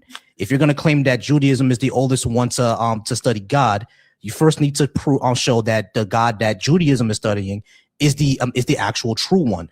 And there actually is no way to do that, because not even the oldest monotheist religion. The oldest monotheist religion actually belongs to the Egyptians. They were studying Archanism or something like that. I forgot what it was, or Atemism. Dreadful, you can correct me on this one, but I forgot which one it was. But it was from the Egyptians. They have the oldest monotheist religion, all right, and in the world, at least in recorded times. That's wrong. Number one, you have to show that the God that Judaism is the one true God, and number two, you then have to realize that they're not even the oldest one. Yeah, so that's wrong. Everything you said was wrong, right? Can I ask Layla a question? We're talking about monotheism. Are y'all okay? When you bring up Egyptian, right? Those guys, one of the things that I said, let me make something very clear to you, because you obviously strawman me because you weren't listening. What I said was that the oldest still practice monotheistic religion is Judaism. We're not going to do that again. All right, Lalo. Hold on. Shut up. We're not going to do that again. We're not going to do that again. Because we went through this one yesterday, and we're not going to do that again. I never made this. Shut the fuck up. We are not. Shut up. We are not going to do this again. Shut up. We are not going to do this again. We are not going to do this again. You say something, I repeat what you say. Oh, you straw man me. Stop bitching and moaning. Shut the fuck up. Stop bitching and moaning and actually follow what you actually said. Because you said Judaism was the oldest way to worship, to study God. You said Judaism was the oldest way to study God. We said, number one, is not even the oldest religion. And number two, is not even the oldest monotheist religion. And number three, you have to show that the religion, that the God that Judaism studies is the actual right one. That's how I responded. I did not strawman you at all. Do not come off mute again. Do not come the fuck off mute again, because I am tired of this. Every single time you say some shit and I repeat what you said, respond to it, you claim that I'm strawmanning you. You did this all day yesterday, and we will not do it again. Track your own fucking words. You understand me, Lalo? Track your own words, because you're the one who said that Judaism is the oldest way to study God. That's what you said. It's still. You said Judaism is the oldest way. Shut the fuck up. You said shut the fuck up. You said Judaism. Shut the fuck up. You said shut the fuck up. Shut the fuck up. Shut the fuck up. Shut the fuck up. You said shut the fuck up. You said Judaism is the oldest way to study God. Is that not what you said, bitch ass nigga? Is that not what you said? Is that not what you said, pussy nigga? Is that not what you said, fuck boy? That's what he said, right? Ariel, is that what he said? Boyfriend? Ariel, is that what he said? Ariel, is that what he said? That's what you said. Ariel, is that what you said? You said. No, that's not what I said. That's not what I said. You said Judaism is the oldest way to study God. That's what you said, right? That's what you said, right? Mad. Your boyfriend. Is that what you said? Lalo, is that how you yes or pronounce no? your name, Lalo? Didn't text you back? Lalo, is that how I you have a pronounce wife, your name? pussy. I have a wife. I have a wife. Man. Hey, listen. I understand. I understand that you're looking for your man out there. You should go ahead and live your truth. But I have a wife. I'm not your type. It's okay, I know that I'm a handsome guy with a bald head, and it makes you horny. But I have a wife already. Whoa, you should look out for your own. You should look out for your own. Listen, we don't support. You should look out for your own. I don't support gay. You should look out for your own. You can be gay by yourself. Yeah, I support the gays. You should live your life. You should live your life the way you want, because I support you, bro. I support you living your truth. I support you living your truth, bro. I support you living your truth. You should live your truth. You should live your truth. You should live your truth. You should live your truth, because I'm tired of you lying. I'm tired of you lying. I'm tired of your bitch ass lying. I'm tired of your bitch ass lying. That's why I'm upset. I'm tired of your bitch ass lying. I am tired of your bitch ass lying. Don't talk about my daddy. Don't talk about my daddy. Do not talk about my father. Do not talk about my father. Do not talk about my father. Lalo, do not talk about my father. Talking to you, or do you want to keep? Do not talk about my father. Obviously, stop. Stop. Shut the fuck up, Lalo. Do not talk about my father. Do not talk about my father. Do not talk about my father, because I didn't bring up nobody in your family. I didn't bring up nobody in your family, bitch ass nigga. Do not talk about my father like that. I did not talk about anybody. I didn't talk about your punk ass mama who sucked my dick last night, bitch ass nigga. Don't talk about my father.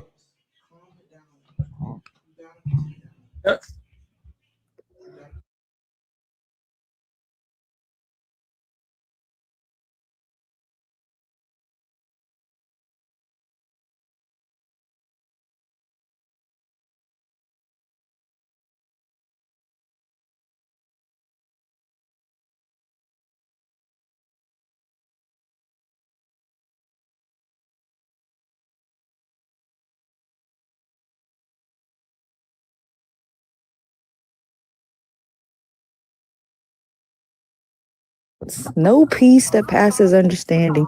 0 stars. 0 stars, honestly.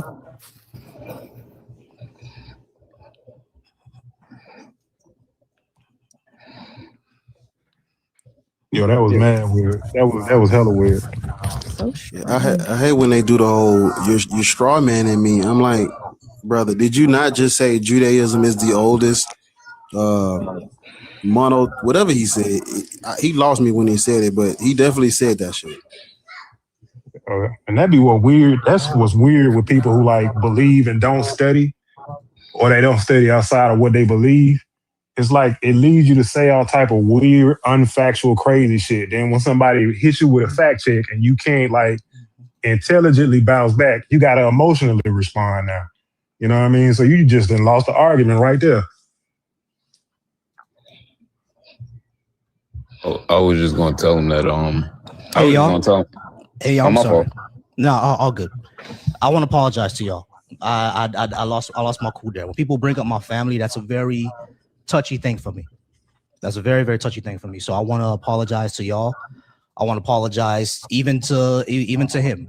I want to apologize to all y'all for a quick crash out. All right. I do apologize for that. That was not professional, and that's not the way that I want to run these shows and run these lives. But bringing up my father, calling me a liar, those things are very, very sensitive to me, especially my family. Like, don't bring my family into anything, because I didn't bring up his family. I didn't bring up none of them. I didn't do that. That's not the type of person that I am. So I do apologize for y'all for derailing the show like that.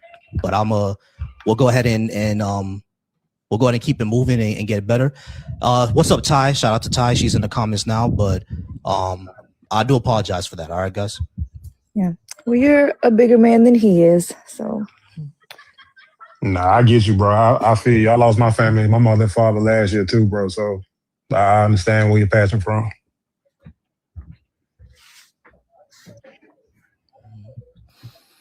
All right. Well, what else we got? Do we got anybody else? I don't think we got nobody else right now.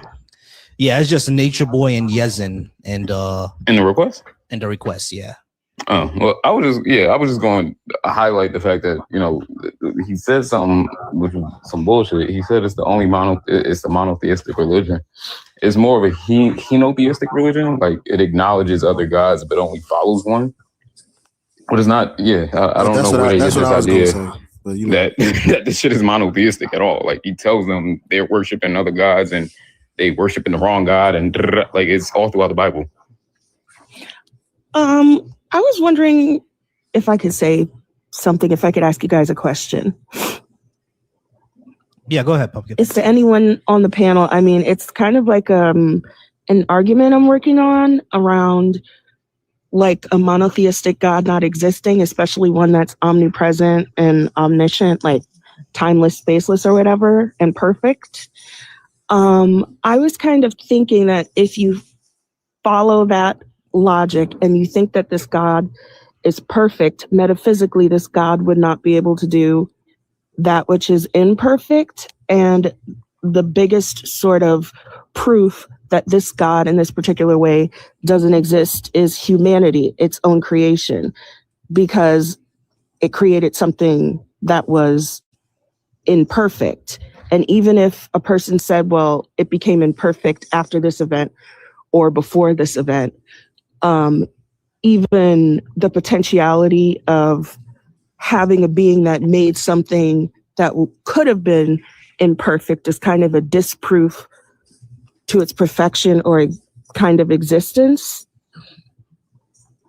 All right, you're kind of answering your own. Like, I think you're on the right track. It's Can I play one devil's big advocate? contradiction, right? Like, it doesn't. Yeah, like a direct contradiction. Yeah, you can't do that. And even before humans, right? Like, even the way that God is described as being all good, but they create evil. They're all loving, but they're jealous. Like, it is a huge contradiction that just cannot logically exist. It doesn't track. Yeah, I agree, Ariel. And I was also kind of thinking of how Christians tend to say, well, that was humans' fault. That was, Lucifer's fault, whichever. And I don't know if Muslims do the same thing. But in that God is all-knowing, God knew that this would happen if he's all-knowing. There can't be a potential in things that he doesn't know. Otherwise, he's not all-knowing. It just kind of like falls through the line of contradiction dominoes, sort of. But I was just wondering if it made sense. Yeah, you're literally right on track with it, because you can't. People are always like, well, do you blame God for that? Yeah, because if you know everything, you knew that from the jump and you still did it. Yeah, exactly. Right. I wonder if any Christians really believe that God is perfect, or do they just have to say that? I've actually met someone who said that God isn't perfect, which was surprising to me. Yeah, I mean, usually they say it, but like their own verses or the Bible, which itself would show that he's not. King Baines, how's it going, King Baines? Are you at least 18? And are you Christian, Muslim, or Black Hebrew Israelite? I was just sitting here listening to y'all. I actually heard the crash out. That's the saying, man. He crossed the line by saying a lot of things. But yeah, I think I was on here before, if I'm mistaken. I'm 42. I'm neither one of them, actually. I was born, of course, raised Christian. How are you, brother? Okay. I see some. No, good. How are you? Keep going. Keep going, Baines. Keep okay, going. But yeah, as far as anything else, did you just see what religion is doing to people? Did you just see that whole idea of what he was saying and the idea he thought that was the oldest? Like, how did you thought that was the oldest? Is this some way before Christianity? Even the concept they even put Christianity together came from other religions. So it's like, what was he talking about? That didn't make sense to me. I'm like, wow. So yeah, before Yahwehism was Zoroastrianism, and before that was Atonism, and Atonism only lived about, I think it was only here for maybe 50 years or something like that, but it was in ancient Egypt. So the Egyptians had the oldest version of a religion. But yeah, Baines, give us a second. Let me see what Ali is trying to talk about. Okay. 80, we're gonna get to you in a second. Ali, how's it going? Are you assuming you're Muslim, Ali? Yes, Muslim. All right, cool. We don't think that black people should be Muslim because it's the religion of our enslavers. Why do you think we should be Muslim?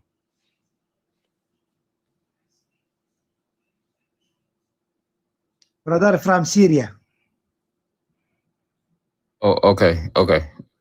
I think this might be one of them situations, where people come up and get corn. Yeah, I think that's what it was. Yeah, that's because not you coming in here. We want to talk about your religion. I don't think you're doing an answer. I'm about to say, like, you wanted that smoke, didn't you? But he said, I'm a brother from Syria. What the fuck I got to do with anything, bro? I got to do with anything. You're gonna get your feelings hurt in this motherfucker. All right. Let's go to 80s Way Media. 80s Way Media. I don't know what the money going to. I can't do it. Yeah. You know what the money going to. How everybody doing? Yeah, I'm not sure what that money was gonna be going to. But, all right, y'all. Once again, I know we're gonna.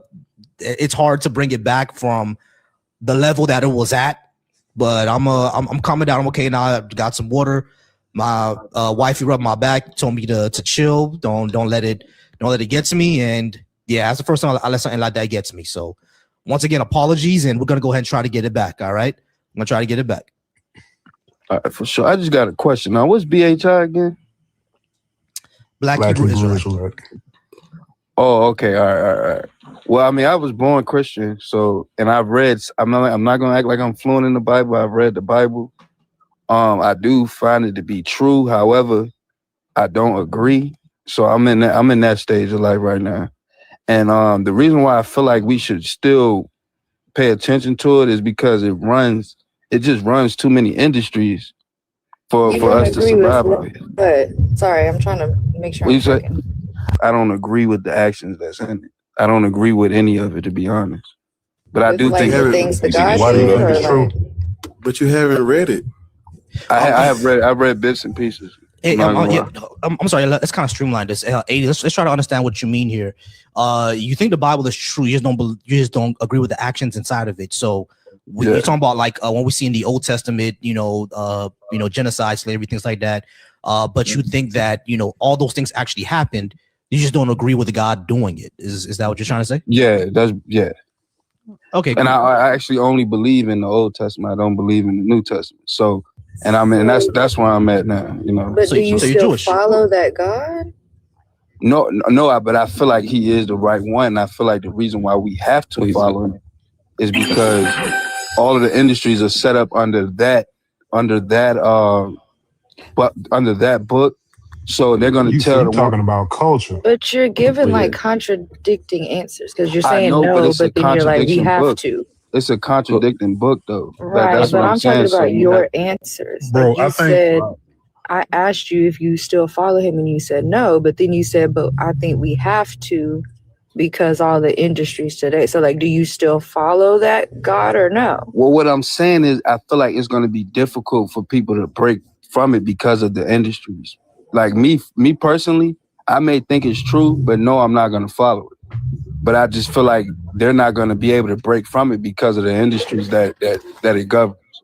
So it seems like you're talking about a culture. You're talking about a cultural thing, then, as far as like. Yeah, where are they going to go? Basically, that's basically what I'm trying to get to. Where are they going to go if they don't go to one of these religions? Like what you're saying doesn't make sense. I'm sorry. No, I'm not about to play like I know what you're talking about. What you're saying don't make no sense. I understand, but the book don't. The book is a contradiction book, though. So does the book make sense to you? Slow down. We need some more. We need some more background information because you said something. You said you only believe in the Old Testament, right?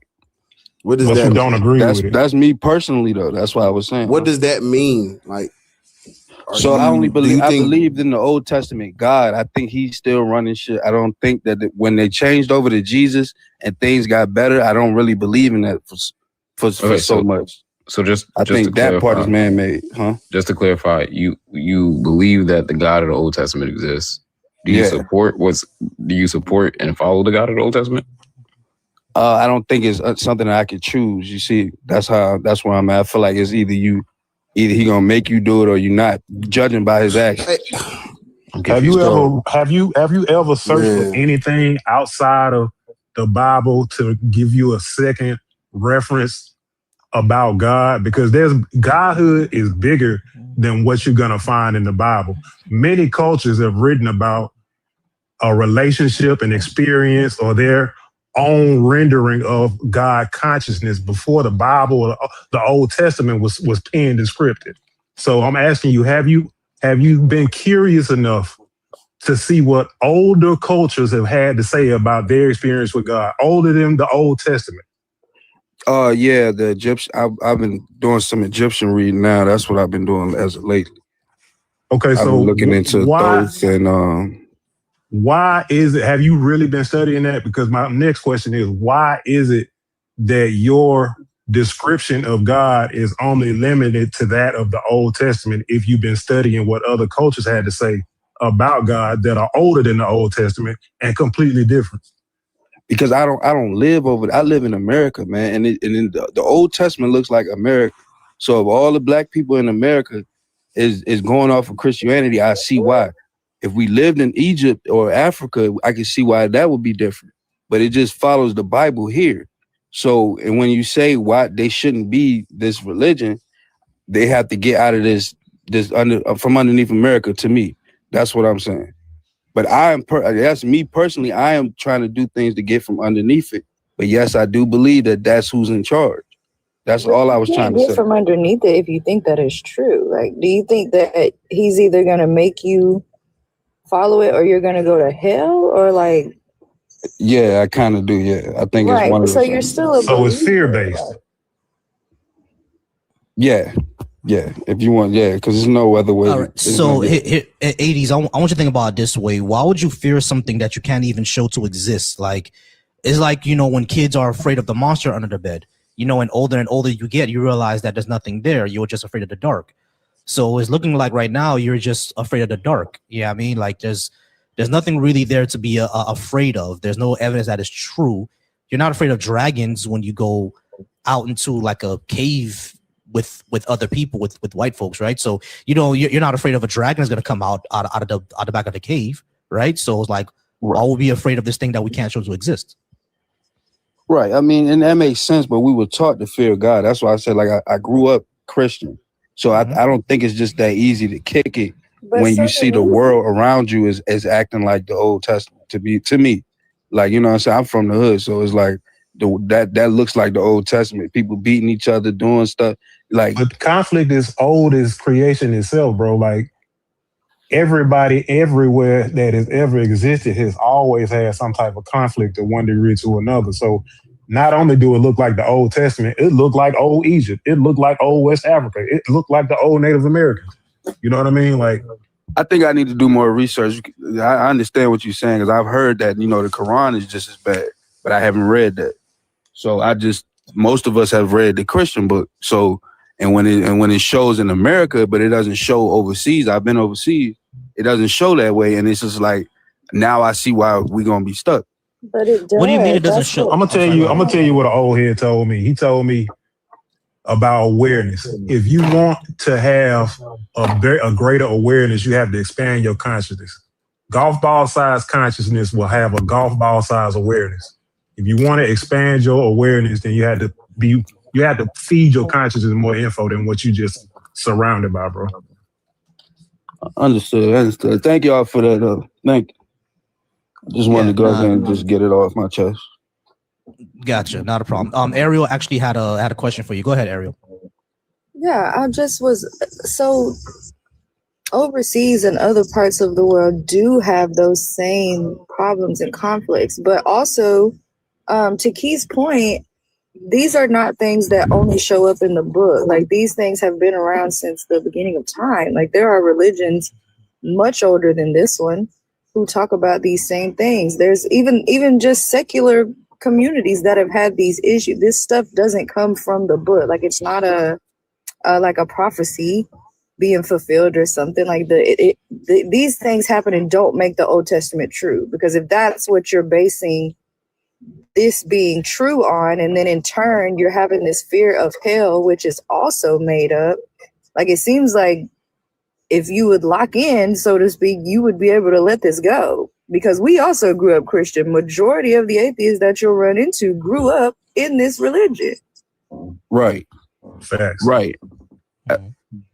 Right. And so what I was saying to that is, if I don't believe that it's just human conflict, the reason why I feel like it was created that way. And it sounds like the Old Testament God would have done something like that. Because I know for a fact I can be out around a bunch of people I don't know and I'm not starting shit.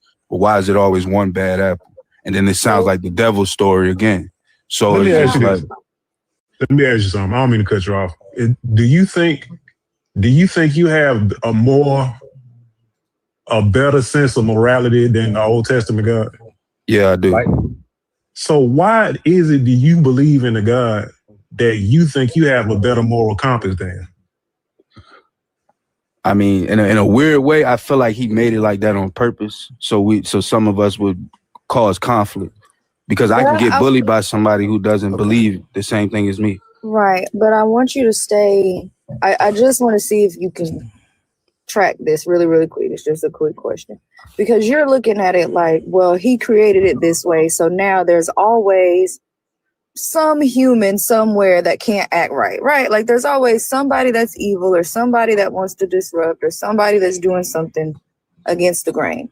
Right. But for us, when we look back at it, and it's like, because that's just human nature, like there's always going to be a quote unquote bad apple or somebody that just doesn't go with the flow like everybody else does, or somebody's always angry, however you're looking at it. But if you flip that, because that's human nature, and then we make up these deities and these gods, when they write this story, that is one of the, well, God did that. You know what I mean? Like that's what you're doing, but you're saying it like, well, he created us that way. That's why it's this way. Instead of that is how humans work. And so now we just, because we have presupposed this God, we presuppose that he made it that way. But that's not how it works, which is why it's been that way before this God was ever thought of. Like it's always been that way. That's just human nature. So, I mean, I was just gonna say it don't feel like it's worth fighting for though at that point. You know, if What's not worth fighting for? Human nature, like how we trying to better ourselves and stuff, it's not really worth fighting for if it's always gonna be something wrong. You see what I'm saying? Then now our problem is heaven. That's not, we don't even know if that's real. So that's just how. Right. So we gotta focus instead of that. Then focus on what is real. Focus on right now. Focus on your potential tomorrow instead of what's gonna happen to you after you die. Some unprovable shit. Like you ain't gotta prove that you can make your life better today, right now. You don't need a belief in God. Maybe you do. I don't know. If you do, lean on that aspect of. Yeah, exactly. Okay. So as at the end of the day, 80s, like you were saying, like if this life is all we have, right? And the promise of heaven may not be true. This is the all life that we have. That makes life all the more precious. Means that we get one shot, and then after everyone passes away, our parents, our siblings, any friends that we may have, we will never see them again. That's going to be the last time we see them. So why not just try to make this life the best one possible? Absolutely. And I'm trying to do that. I'm going through a confusion right now. I'm not going to lie. And, I'm trying to do it right. So, but thank y'all for at least, giving me sharing y'all take on it and everything. So, yes, sir. Good luck, bro, on your confusion, man. I feel you on that, man. All right. Yeah, I've been down that path. So all good. Appreciate you. No problem. All right. Nas came up. Nas, I might have confused one of your comments. I thought you were trying to say that you're trying to teach us the truth or something like that. I'm not sure if I saw that right. Yeah, I didn't say that. Nah. Yeah. I misread one of your comments. Okay, but so what's like the main question? Because I came in a bit late, so. Oh yeah, this is just Christians shouldn't be Christian, Muslim, or Black Hebrew Israelite. I think you're not any of those, right? What is called me? Yeah, I'm not really. What is called my family? Mainly Christian, so I grew up like that. But I don't really consider myself any of that. Yeah. Honestly, I thought you were saying that in the comments. That's why I invited you up. My bad. Nah, yeah. If I'm being honest, like what is called, I could. My perception of the books would be different. I feel like. What's going on, Coco? You said your perception of the book will be different. What is yeah? Like, let's say the Bible. I don't really see it as the way it's perceived. I feel like the book is. I feel like I'll take it for a historical fact, but whoa, what it's called, but I don't think historical fact. What it's called, like, cause look at right. If we look, cause what it's called, the Bible, what it's called, even gives maps of the area, right? But I feel like it takes certain bits, like people when they preach it, they take it out of context. I feel like it's meant not for everyone to follow. It's a religion, so it's not. It's a conceptual thing. So I agree with you on it's not for everybody, right? It never was. It was for them Canaanite folks. Exactly, it was for Canaanites. Right, but well, I feel like it was more not for the Canaanite people, but Hebrew people in general, which would not only. The Hebrews got everything they got from the Canaanite people. I mean, even their script. So they were the Canaanite sect. Yeah, that's factual. Yeah, but they don't share like the same blood. So, but in general, genetic. You're correct. It's for a certain set of people. It is not for everybody. Exactly. But the book, I feel like it was just meant for a unification of those people. Yeah. Right? No. But when you're saying that the maps, right, and there's real places, and that's what's making it a historical fact, like not only the maps. What is called, like we have to. What is called, like, I feel like we have to take it along with present tense from what we know and apply that to the book, which a lot of people don't do.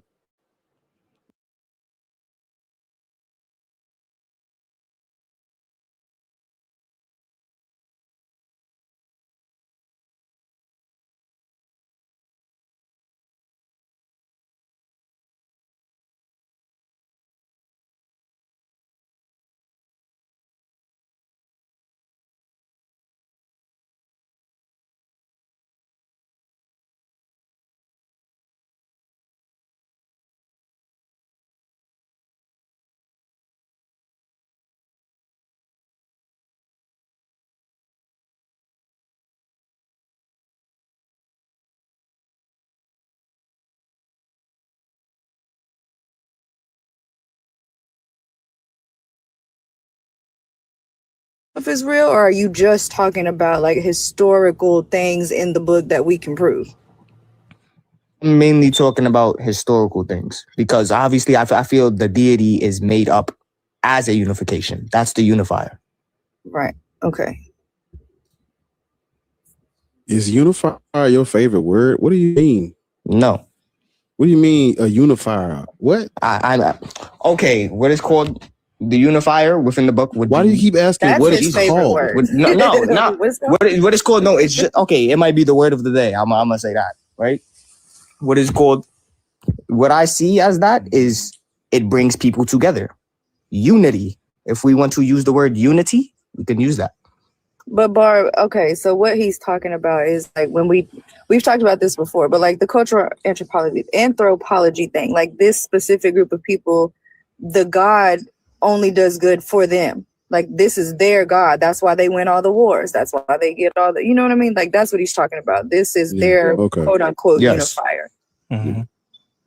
Exactly. That's their commonality because in general, what is called, not all of them are going to get along. There's going to be crime. There's going to be there's going to be crime. There's going to be all types of things. But just like with Christians, instead of Christians going to war with one another, they might have differences. But if they are all Christian, that's a commonality where they can group up and go against another force. Yeah, so Christianity or Judaism or these religions are basically just cultural unifiers.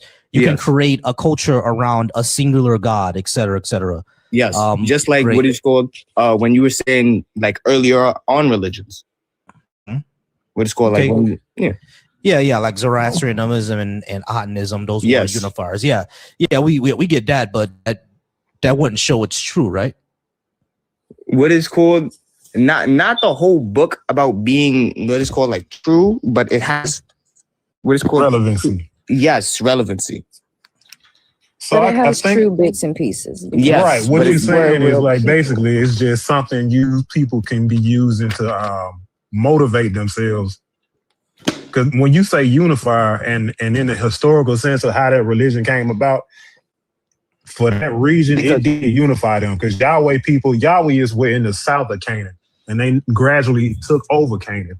And Yeah, then exactly. Okay, yeah. you get what I'm saying? Yeah, and I'm But saying that what it's was for. only for Canaan. Those were only for the Yahweh's people and the Canaanites. Not even all Canaanites specifically. That was like conquest. It wasn't like a revelation or an enlightenment type of thing. That was like, we finna come in and fuck y'all up, and when we kick y'all ass, y'all gonna worship our God. Yeah, that's what I was trying to get at. I don't know nothing about no unifying. I know about some asses getting kicked and land and people getting stolen. I don't know about no unifying. But no, I mean, yeah, but it's called. Yeah, it could be perceived that way.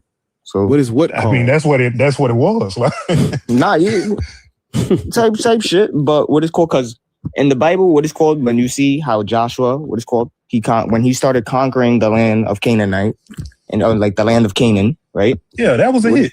Yeah, what is called?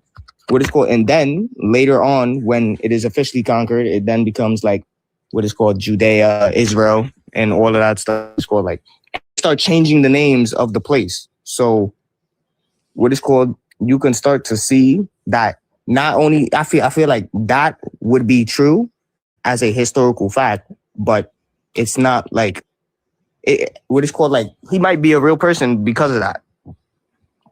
You know, who might be a real person? Joshua. Fuck out no.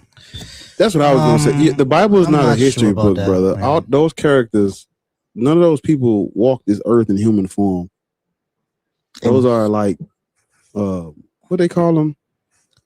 Basically, legends. foundational mythology. These people, like these historical fiction. Like, yeah. Like, I had a great uncle named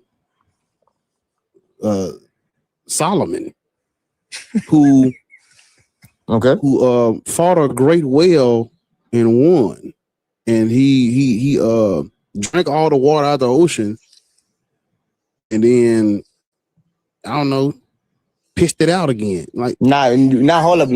You see, I feel like it's not what it's called. I feel like we need to take it more in the literal sense and not exaggeration. Like a lot of people when they describe it, they use a lot of exaggeration.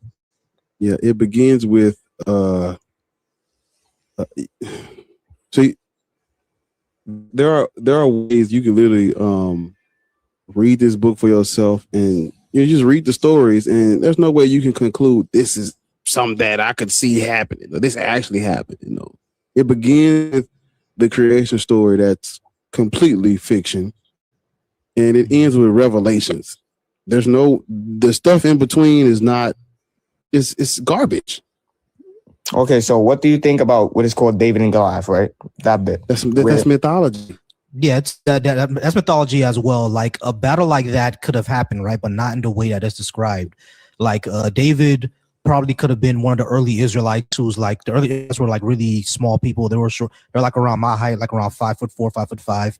And Goliath was probably like LeBron James size, like 6'6". Back then they didn't know how to describe that. So of course they described them as a giant.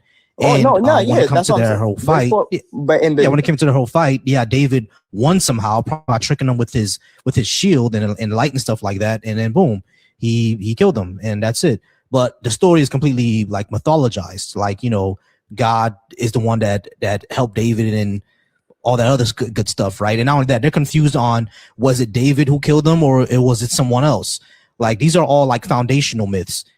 Goliath probably wasn't even a real guy. It probably just could have been a symbol for something that David got over. You know what I mean? So, and then David became king because there's more evidence that, there's a little bit of evidence that King David was a real guy, but the biblical King David, the foundation myth around that's probably not what happened. Make sense? Yes. But okay. But what I was saying when David went against Goliath, right?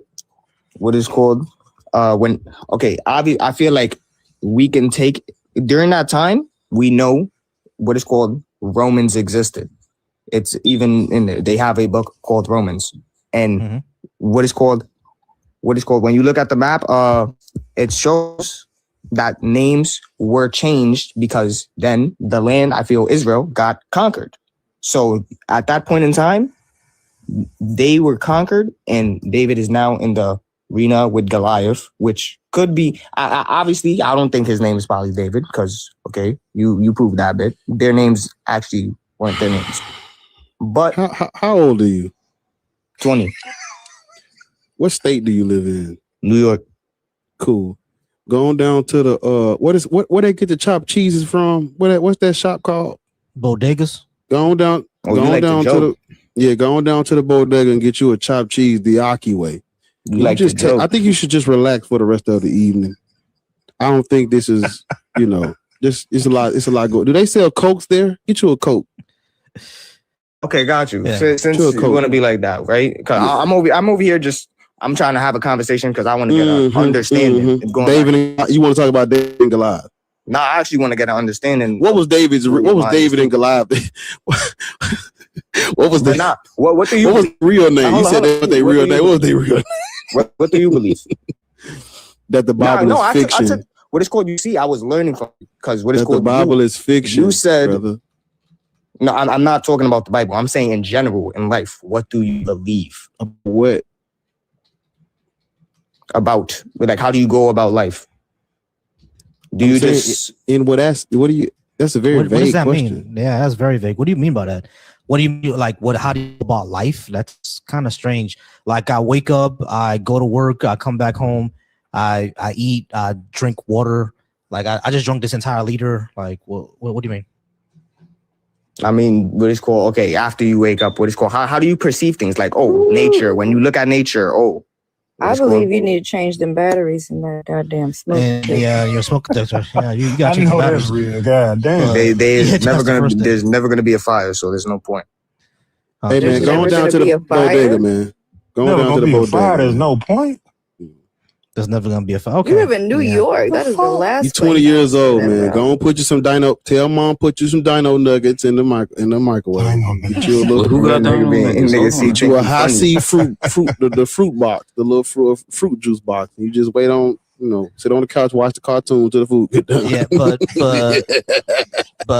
no, it's like seriously, go ahead and change. Go ahead and change those batteries. Nah, y'all like joke a lot for no reason. No, like for real. Go ahead and change those batteries because New York actually does have a lot of fires. That's factual. So go ahead and change those batteries, and then. But I'm saying specifically where I am under the conditions, there would not be. Oh, Jesus Christ! No, they are. They can be fires. Not change those batteries household. out. Yeah, change those batteries out, and then after you do that, I think there's a marathon of Power Rangers going on right now over on YouTube. You can go ahead and turn that on, and then relax for the rest of the night. All right, bro. Okay. But what's your goal for today? Because apparently it's, I don't know. Hey, man, I'm going to tell you, mama, put some hot pockets in the oven for you, man. No, I'm not talking to you. I'm talking to... So say your name. My name is Volcy, but Volcy, okay. Yeah. All right. My goal for today is to actually have this conversation, and it did get derailed a little bit, but we're gonna go ahead and have this conversation. But I'm sorry that we're kind of teasing you a bit. It just doesn't seem to be getting anywhere. That's what we do. That's okay. Somebody said just like you asked for booking some crazy. It's fine for me. I don't take nothing personal. That's why I'm saying. Yeah, I'm just trying. Word to my mother, you heard. Word to mother. Hey, word to my dad, you heard.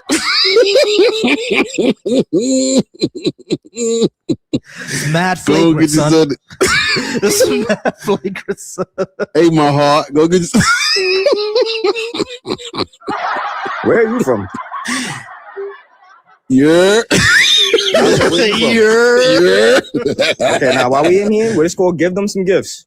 Hey, my heart, go get something to eat, my heart. Give Volcy my heart. Give Volcy some gifts. You already know my body. Good shit. From the Bronx.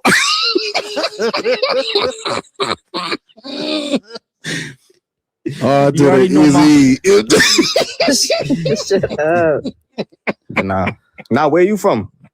Black atheist. What Remy Ma say? R to the easy, M to the wizard.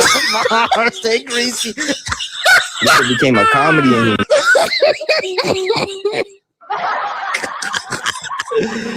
The New York rap is so awkward, bro. That shit was so awkward. Oh, man. No, like New York used to be the harder rap, but then when you listen to the old school rap, it's like, bro, what was they saying, bro? That shit's so awkward. Oh, bad. But yeah, so Nas, I grew up in Miami, Florida, and I think Bar's from Tennessee. I'm not sure if it's Nashville or Memphis. Okay, got you. See, that's Yeah, what I we need grew to up have. What we need to have is conversations. Feel what I'm saying? Get the gifts up, all that. We all in here for this. It's all entertainment purposes. Mm-hmm. Yeah, it's just all entertainment. Shit, that's the way I see it. Entertainment. That's what this app's for. Mm-hmm. All right, y'all. What is nigga? Nah, I was little. What is called serious about it. Yeah, But you serious? Nah, yeah, that's why I said it. I was serious about that. All right, so actually, I'm But it's still a gonna little be curious entertainment now. purposes. You could. Nas, I'm a little curious now. So you take the Bible more as historical fiction, kind of like how I do. Like these people could have been real people, but the stories around them were mythologized. Is that what you're trying to say? What is called? Nah, I feel like that. I feel like what is called the people. What is called obviously names. They can be changed around, all of that. But I feel like the historical context of the conquest and stuff like that, I feel like that can be factual. Okay, so like when it tells a story of David going to war against the Philistines and everything like that, that part could have been accurate, basically. But it's just in the Bible and a lot of it is mythologized. Like, you know, David being obsessed with foreskins. I don't know why the hell he wanted all these niggas foreskins, but yeah, he was obsessed with, you know, the skin piece on these dudes' peepees. The skin piece. That part crazy. Yeah, man, that had to be that part of the Bible, right? He had to take like 1,000 of them shits to the other king to marry her daughter. You know what I mean? Yeah, So that had to be exactly. like some regional wild pause shit. Listen, man, this is what I always say. Like David and Jonathan, that's the first gay love story in the Bible. Because if you read this, bro, like these niggas was in love, bro. They really wanted each other. And then when Jonathan died, David was so distraught. It's crazy. Cold out here. I love you more than any woman. That shit was super suspect. Whoa. Yeah, Take bro. my jacket and it's cold outside. It's crazy. Number one was flagrant with it, bro. Back then, I think what was going on is that Saul was homophobic. He didn't want, you know, his son to be in that part of that community, and he saw the relationship that him and David had, and he was upset at it. You know what I mean? He was not my son to be that, not my son. You know, that's what was going on. You know, that's what was happening. All right, we have one more guest, y'all. Moose. You are up next. Maybe my I'm gonna head up for me. I'm gonna go back down to the comments. The bodega. The bodega, crazy. All right, Moose, how's it going? Are you at least 18? And are you Christian, Muslim, or Hebrew Israelite? I got grandkids, cuz. I have no idea what that means. You got grandkids and you say He old enough, man. He's saying he old enough. He got grandkids. Oh, okay. He old enough. All right, cool. Christian, Muslim, or Black Hebrew Israelite? I'm a Christian because of the evidence. Christian because of the evidence. All right. So, yeah, we're gonna get into the evidence part. But number one, I don't think that Black people should be Christian, or any of us think that Black people should be Christian because of, you know, it was the religion of our enslavers, and we shouldn't be the religion of the people who enslaved and oppressed us. Number two, it denigrates and erases a lot of our spiritual heritage. And number three, there's no evidence that it's actually true. So I'm pretty sure you want to hit all three, but you said because of the evidence. So let's start with that one first. What evidence do you think it has? You're not only going to be talking to me, you're going to be talking to the panel as well. Yeah. Dreadful will get into this, Ariel will get into this, and Key will get into this as well. So because of that, I'm going to give you a little bit more time than we give everybody else. We're going to talk to you for about 20 minutes. Let me know what evidence you have. I'll give you a minute and a half to explain. Go ahead. The evidence of the claim, which was made by the Bible, of a world being created perfect, where there was no evil. And the law given by the Creator, where if everyone was to follow, we would have that same perfect world like he gave us in the beginning. Okay, cool. So here's the problem, Moose. You just made a claim. There's no evidence that the world was ever perfect, that there was never any evil in any way that you would describe it. There's no evidence of that. What evidence do we have that the world was perfect before Adam and Eve ate a magic fruit? Like, what's the proof of that? The 10 Commandments. The 10 Commandments is not evidence that Adam and Eve existed, my friend. Here, in order for us to have evidence that Adam and Eve existed, we would have to look at the fossil record and see that thousands of years ago there were only 2 humans on the entire planet. The 10 Commandments doesn't give us proof of that. So because you don't have evidence of it means that it ain't true of just Adam and Eve. I'm not talking about the rest of it. I'm just talking about the 2 specific skeleton remains of those 2 human beings. It's likely not. If you don't have evidence for something, there's number 1, no reason to believe it, and number 2, that causes the claim to come into absolute suspect. Like, for example, before you got on this panel, you never knew me, right? You didn't know that I existed. Is that correct? You can say that. Right. So if I were to tell you that I have $10 billion in the Bahamas, quit your job and follow me there, are you going to believe that? Not without evidence. Yeah, not without evidence, exactly. But if your character was to say that you were a truth teller, then that would be enough evidence. Volcy is a oh, that's even better. That's even better. We have 4 people right now who can witness how much we're. How many lies? Those same 4 How many lies does it take for somebody? Those same 4 people, none of them could tell me that you never lie. He doesn't lie. But that's the thing. How many lies does it take for somebody? Black man don't lie. I didn't say black man. Any man. It doesn't matter the color. Oh, He man, don't lie. He ain't lie. Huh? Yeah. You have 4 eyewitnesses to this testimony that he got the 10 million in the Bahamas. Mm-hmm. No, so 4 eyewitnesses have. Hold on. Your You character isn't as trustworthy. We're gonna all write a gospel. Come on, Ariel. We're gonna Moose, chill, slow down. All right, but this right here demonstrates. Moose, hold on, bro. This entire thing right here, this thought experiment that I just gave you, it kind of illustrates my point, right? Even though 4 people told you that I do have $10 billion, they've seen it, and I always tell the truth. You wouldn't take that just because they said so, or just because I said so. You're not taking that, right? You need evidence that is the case. It's the same thing with the Bible. Why would we take that to be the case if we have no outside evidence? Because the Bible says that if the claim it makes that if everyone follows the 10 Commandments, that it would produce what it said it will produce. It's just that everyone don't want to follow it.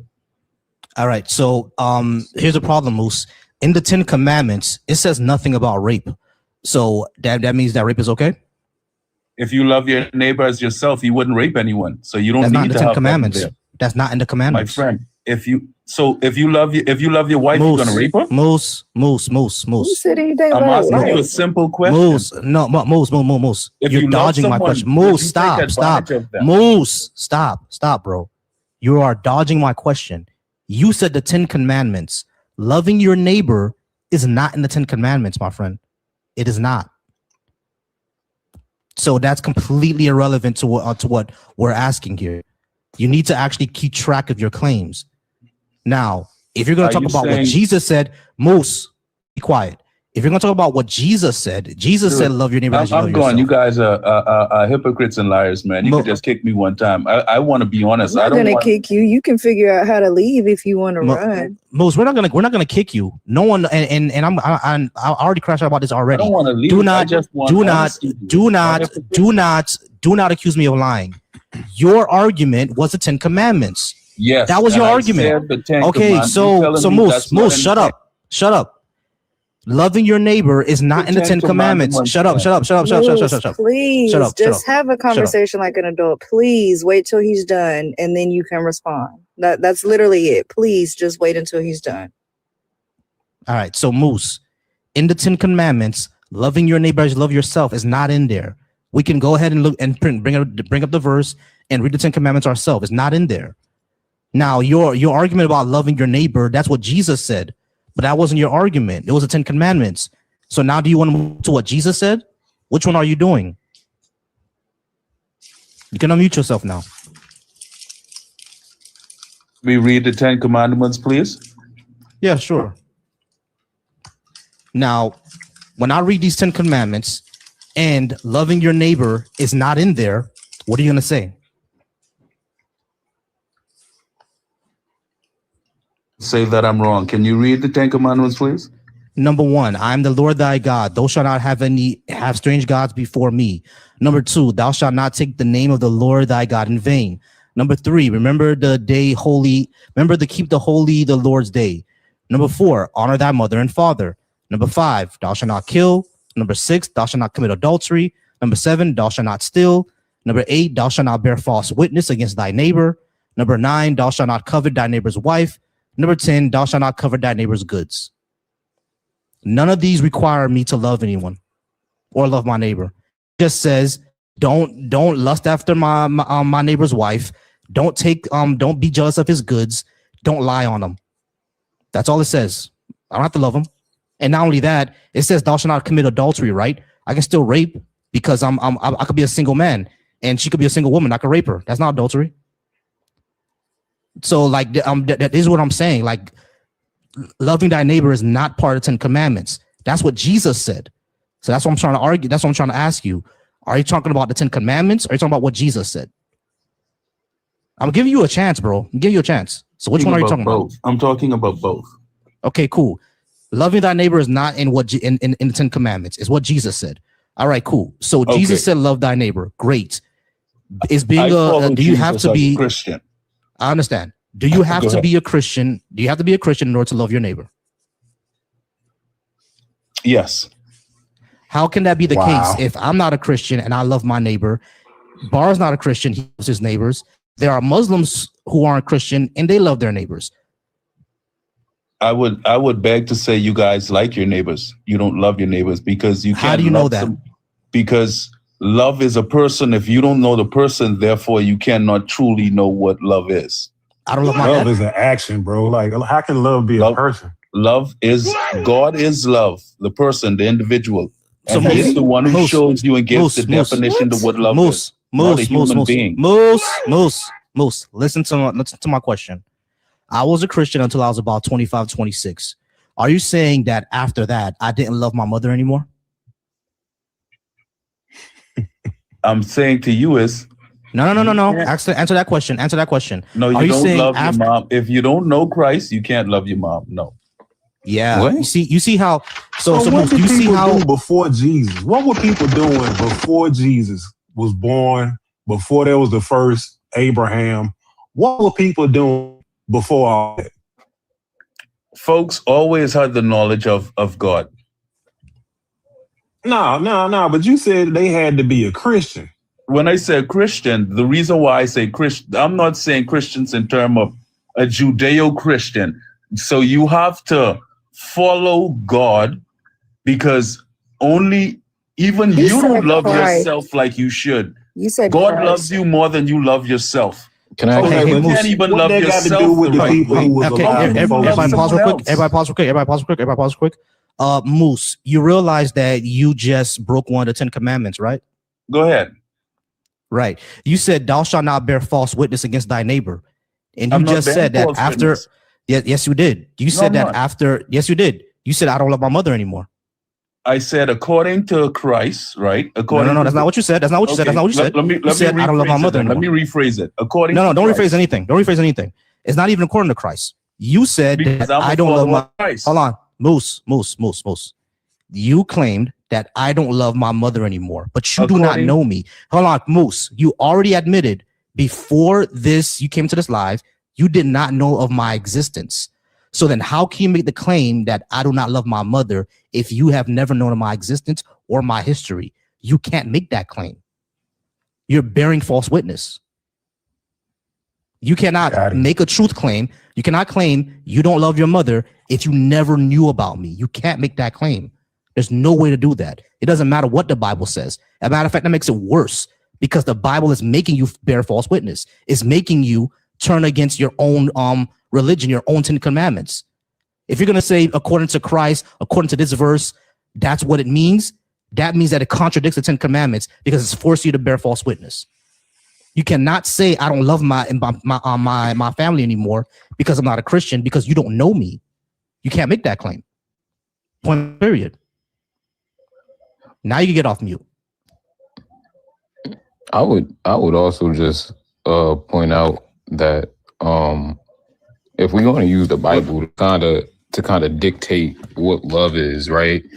The Bible says that love is not boastful, love is not envious, love is not jealous. But then it says, I, God, am a jealous God. So how the hell is God jealous, but also love when the Bible says love cannot be jealous? That doesn't, like, this whole thing, like, it falls apart even using your book.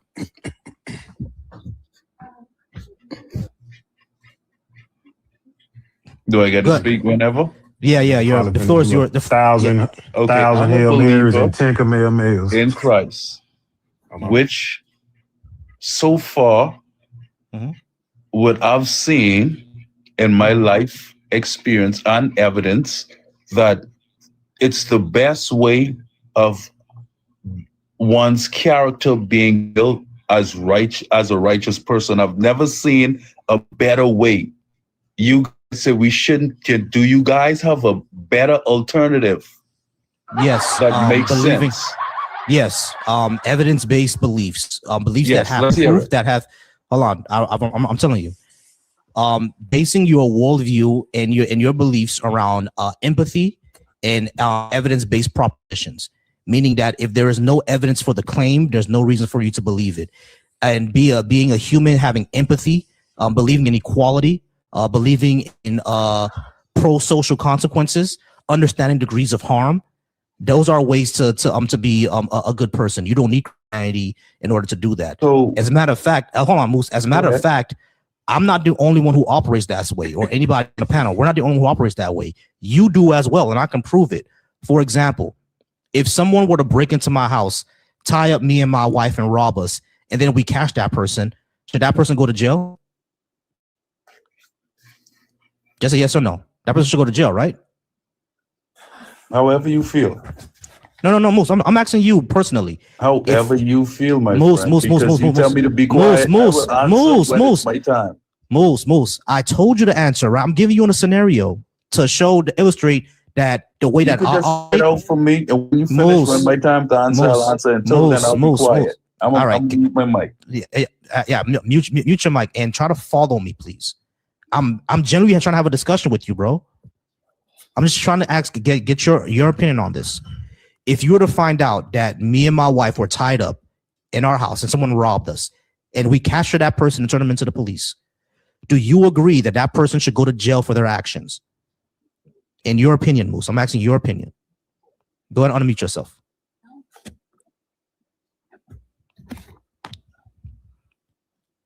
Moose, don't be childish, bro. I'm trying to have a genuine discussion with you. Like, what problem? Like, unmute yourself and let me know. But I'm just listening to you. When you're ready, you all put me on mute, right? So I just want you guys to lay it out for me, and then when I can speak, I'd like to be able to speak. Yeah. This is a waste of time. I'm sorry, yo. I know y'all want to talk to Moose, but it was a complete waste of time. We don't. I have to drop Fred. I'm up at 6, so I gotta go. So I can get ready. All right, not a problem. Hey, I appreciate you being here, Ariel. Don't forget about the B.A.A.S.H cookout. All right, they just sent me the confirmation. B.A.A.S.H cookout, y'all. So they just sent me the confirmation yesterday because I sent them the insurance. So June 13th is going down, and I'll be sending you the RSVP probably tonight. All right. Appreciate you. All right, y'all. Thank y'all so much. We're gonna go ahead and keep it on rolling. Dreadful, I'm gonna send you the RSVP as well if you can make it. If you can't, you can just still order a t-shirt and everything like that. I'll get it sent out to you. Definitely. All right, y'all. Gotcha. All right, y'all. Nothing Danger. I think that's your name. Danger and Jury. You guys are going to be next. Let me just get both your ages because I'm going to get off soon. I've been on for about 2.5 hours, so I'm going to go ahead and get off soon. So we're going to talk to both of you at the same time. Burger, yeah, I'm still here with you. I'm with you. And are you a Christian, Muslim, or Hebrew Israelite? Oh, he can't talk. No problem. All right, jury, are you at least 18, and are you a Christian, Muslim, or Hebrew Israelite? Yeah, I'm a Christian. Christian. And All right. Yes, I'm over 30 even. 30 years old. All right. I do hear a bit of an accent. I was just about to say that. I hear it. Yeah. I hear it. So I'm sorry to stereotype, but are you Eastern or Western African? Yeah. Eastern or Western? West Africa. Western African. Okay, cool. I couldn't place the accent. All right, cool. We don't believe that people should be Christian, and you're actually going to be a perfect example of why. I'm not sure which country in Western Africa you're from. 20 minutes, babe. I'm going to get off. I'm not sure which country in Western Africa you're from, but Africa has clearly been damaged by the Atlantic slave trade and by Christendom. So is damaged to the point where a lot of West Africans themselves do not know the history of that area because of colonization. So because of reason like that, we don't believe that Black people should be Christian, especially in Africa. What would you say? Okay. You know, I love this topic so much because I personally I've been doing some readings and some research personally just to enlighten myself, and I don't like to follow things just because people say this is what it is. I like to know myself that this is exactly what it is.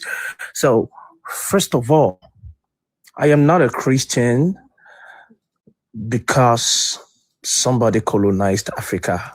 For what I study and from what my understanding is, even some people in Africa already had the gospel before Europe exists. That is the colonizers before they even exist. We call them the land of Kush.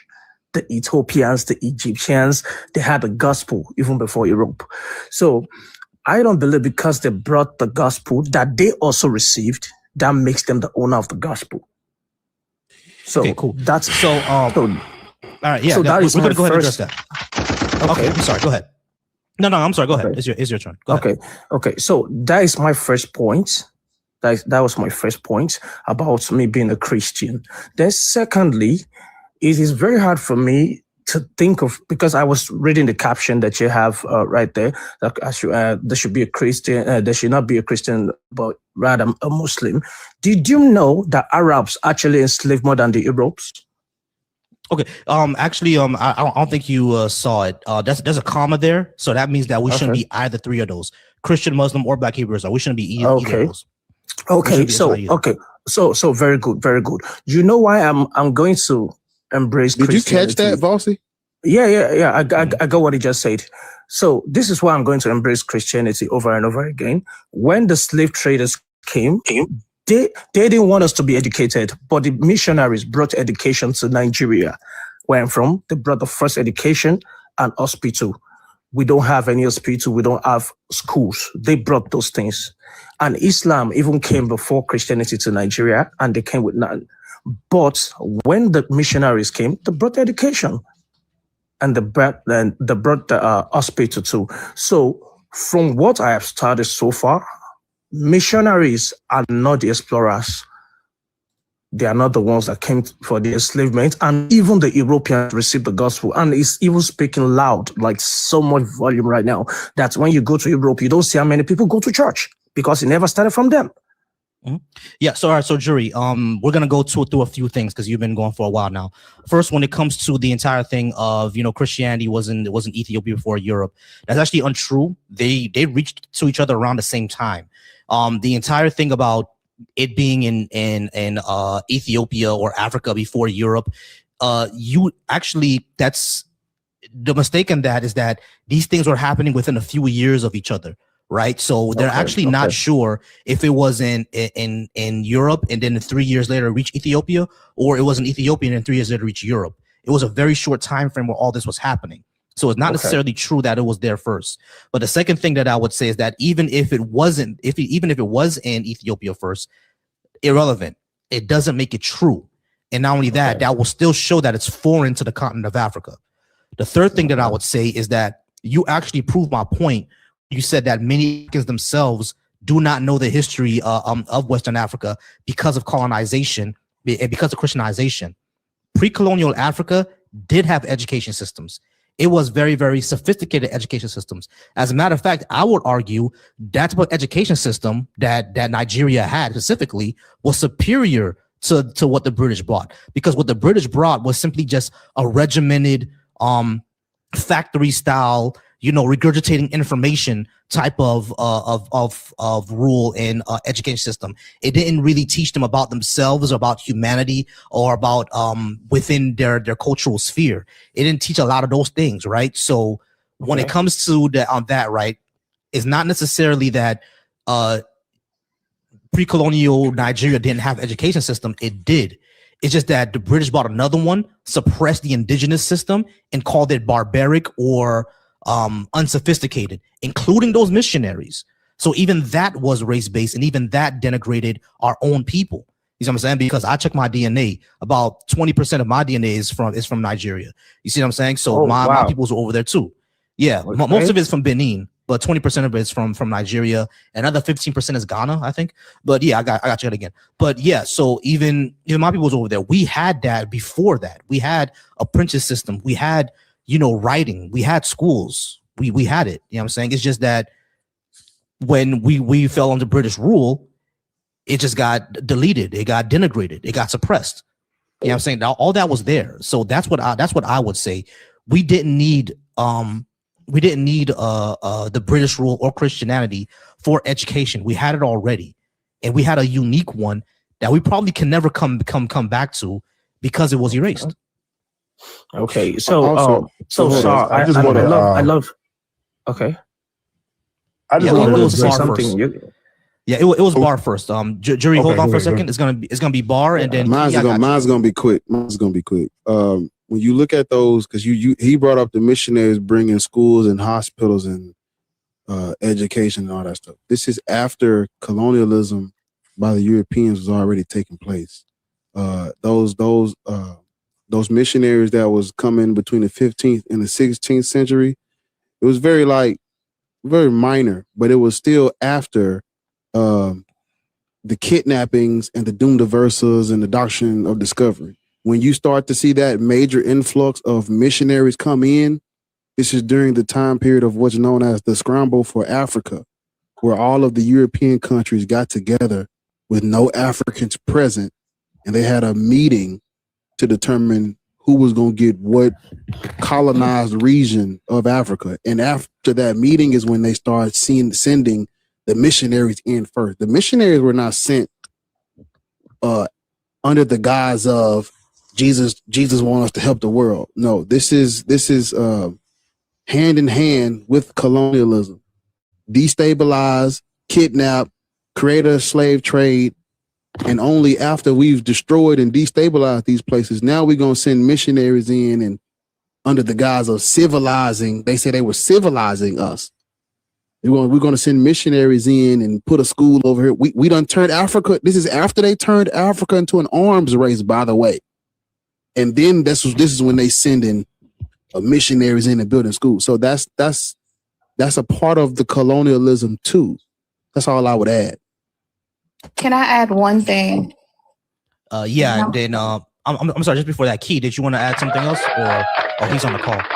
Go ahead, Anna. I am Chelsea. Chelsea. I'm sorry, I'm seeing the name. Yeah, Chelsea, go ahead. Right now, for Black History Month, I am Annie Christmas. But yeah, what Bar is talking about is demoralization. When that can happen before or after colonialism. But the whole thing is to get people to believe that what they originally believed in, their ancestral practices was wrong, demonic, evil. Even the word demonic within itself is, comes from the church, the Roman Catholic Church, but it's to basically debase them and get them into perpetual racial and ethnic insecurity. So it can happen before, it can happen after. If it happened before, they were trying to prime you for sheer violence. If it happened after, you're already conquered. They're just trying to break the spirits of whatever they came after. But it talks about it in this book that Barr recommended to me. It's called Black AF History by Michael Hardiot. And it's really good. It pretty much talks about it. Exactly. Right. And I think Key wanted to add one last thing. Go ahead, Key. Yeah, I just wanted to address what he said about how the Ethiopians had the scripture before. Oh, Key got a call. Key got a call. Hey, Key, once you back from that call, go ahead and get back. Oh, there he is. Go ahead, Key. Yeah, no, I was saying, man, my bad. The oldest Bible in the world is actually Codex Sinai. It's a European production. Christianity is not an African production. Nothing about Christianity came from Ethiopia first. The way Ethiopia got introduced into Christianity was a dude named Frumentius. He was a Greek-speaking Roman citizen. So if you look that up, it's 9 European popes that went into Ethiopia at the time called Axum and converted the king. It's a story, but long story short, Christianity came into Ethiopia by means of European ways. You know what I mean? The Bible that's translated in Ethiopia was translated from Greek into Ge'ez. So that's also not factual about how Christianity was in Africa before European conquest or European footsteps. Nah, we never had Christianity. We didn't need it. It's not an African production. Correct. All right. So, jury, I know that was a lot. If you need me to... No, it's not a lot, actually, because one thing about me is I'm a listener and I love to learn and I always love to share also. So when he was saying that the Ethiopia also received the gospel from the Europeans, it's kind of confusing because from what I learned that the Europeans, the Ethiopians were never colonized. They were the Africans that were not colonized.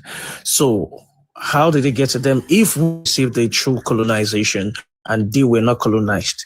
That was my first question. And the second one is, I know the history of some of the missionaries that were unalived in Nigeria.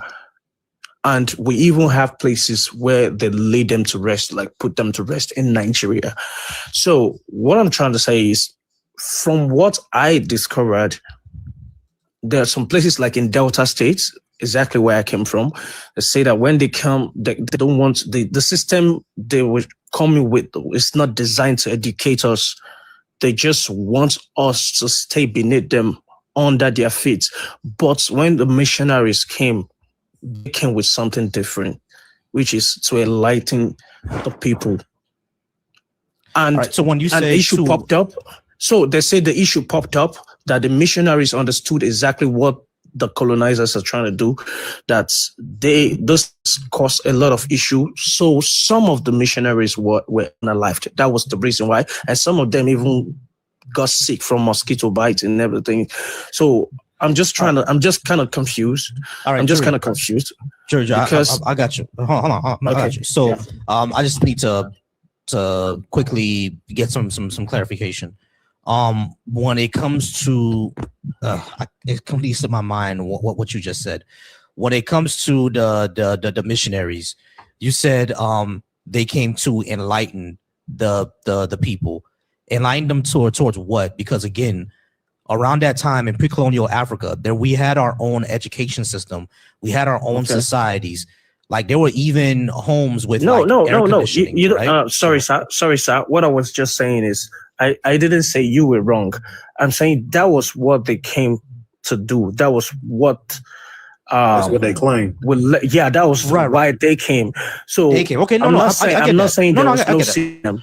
Yeah, I got you, Jerry. So yeah, I get that. That's what they claim, or they want to do, because the thing is, like, you have to understand, Jerry, that's still problematic, because they saw that if they don't have a European style system, therefore it must be inferior. Therefore, we have to enlighten them. Like that's basically like benevolent racism. Yeah, he's saying they're thinking that their system is better than ours. I do get that they had the missionaries, at least that you're talking about. I understand they had benevolent goals, but their goals were still based on racial superiority, even if they didn't realize it. Does that make sense? Sorry, I missed that. Okay. What I'm saying is that I understand that they have benevolent goals. They're going in here in order to help and save people, but we didn't need the help and we didn't need the saving. Like that was their idea, exactly. right? That was their idea, but their idea was still based on racial superiority. You see what I'm saying? Yeah, I get it. I get it. Right, right. Yeah. So we already had all that before them. So now for you personally, I understand that you in society, you're the one who turned to God yourself, et cetera, et cetera. Let me ask you, did you grow up with your parents being Christian or were they traditional? Okay. So I like this question also because yeah, my mom was a Christian and my dad was a Christian, but they were Catholics. But I left the Catholic doctrine, faith. I left because I realized that it's actually against what the scripture taught, like bowing to statues and other things. So yes, I was born into a Christian family, but I reaffirmed my faith because it worked for me. I don't know. I don't know if this is gonna make any sense to you, but in a way, it has worked for me many times. No, Many times. So no, I get that, right? For a lot of people, this is simply what works for them, you know, for hope, for pride, for et cetera, for finding community, especially, it works. Like, and that's something that I'll give to Christianity. If you want to find community, yeah, Christianity is going to give you one of the biggest ones, especially in the Western world, right? I don't deny that. What I'm saying is that it's still not necessary and still unneeded. I think the things that you could have found, or the things that it helped you with, you could have done it without it, because there definitely are people who do it without it, right? So I don't think it's necessary for you to have. And given its history, its problematic history, especially around, you know, us as Black people, is definitely not something I don't think we should adhere to follow. Because if you think about it, you just said that you were Catholic, right? You're not even following an original African denomination of Christianity. You're following the one from Europe. You see what I'm saying? So it's like you're still following colonization. If Christianity was allowed to like genuinely go into Africa without any type of, you know, colonization or slavery or anything like that, it will look more like revivalism, or it will look more like Rastafarianism. It will look more like those. It won't look like the Christianity that we see today. Does that make sense to you, Jury? I'm gonna let everybody else go ahead and talk. Yeah, I'm following. Follow me? All right, cool. If anyone else wants to go ahead and jump in, you guys can go ahead and jump in. I'm just going back and Did forth you with say you. your people was from Benin, Volcy? Yeah. My DNA has Benin. I think that's the most of it. My Benin is like 35, almost 40%, and then it's like 15% Ghana, and like another 15-20% Nigeria and Central Africa. I know I like you. I did my genealogy in 2014, and most of my African ancestry. This other shit, I just don't claim it. But most of my African ancestry is from Benin and Togo, Ivory Coast, and Ghana. And that at that time, I was dating a Nigerian man. I was like, "Yeah, I'm gonna be Nigerian. I'm gonna do this," and it didn't work out like that. But I was like, "Damn." But then I did a lot more research on Benin. It's the birthplace of voodoo. It's like it's an amazing place in theory. But yeah, I did a lot of research, some research on the Ivory Coast. And I met some people from the Ivory Coast a couple years ago, and I was so excited. And I was like, cousin. They was like, girl, sit down. Like, sit down. You know what's crazy? Whenever I tell people from Benin that I'm Haitian, boy, do they love me. They're like, oh my God, Toussaint was from here. We have a statue of him and everything. You have to come to this place and that place. You are cousins. They embrace me so much. It's like, once I tell them that I'm Haitian because Toussaint was from here. I think that is something they didn't get to take away from Africa, though. Africa is love. Africa is very accommodating, and all you that. see, that's a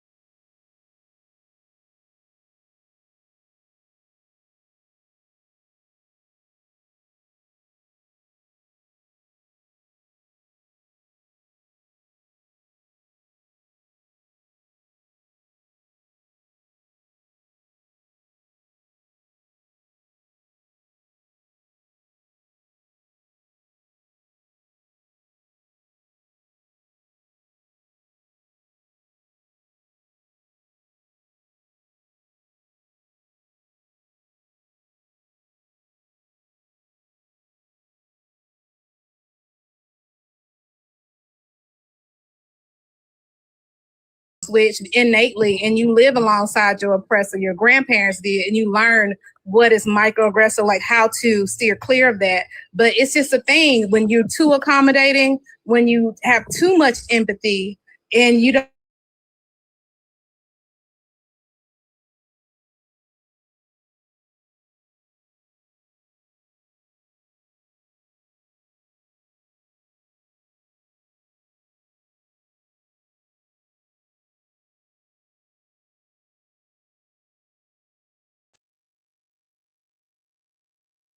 Elvis was racist. And he stole everything from black people, from black Memphians, black Mississippians. And people talk about him as being the father of rock and roll. That motherfucker was racist. I know plenty, I've heard plenty of stories about that bitch. But people, want to applaud people for doing a little dance, doing a little jig. I'm sorry for getting sidetracked, but that's y'all. We gotta buckle down on the self-preservation and gatekeeping. Yo, Elvis is a good point that you made though, because if you really think about it from the spiritual aspect, Jesus is like the ancient black Elvis. You know what I mean? Or the ancient Elvis of the time. You get what I'm saying? Like they couldn't match nobody's spiritual system. They couldn't attack it as a weakness, so they had to come up with their own shit. Like they had to come up with their own spiritual Elvis. So I'm sorry. I am kind of enjoying you guys, but there's just this important question that I would love to ask before I drop, because this is already 1 a.m. right here. So I like to get some sleep. So there's this question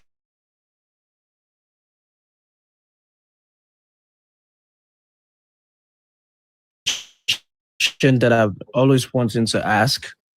It's not even real, and we're not supposed to be a Christian, but it's supposed to be a Muslim. Nobody's supposed to be anything but African and this and that. But the real question I wanted to ask is, how did everything get to be? Because there must be a source that we are supposed to connect to. There must be a supreme power somewhere, something bigger than humans, bigger than creation. So for me personally, that was why I kind of find my way to be okay with Christianity. And even in Nigeria, we still have people who do the traditionalists. We have traditionalists who still do their African thing. Jerry, let me ask you a question. Who still do that. Jerry, let me ask you a question. Okay.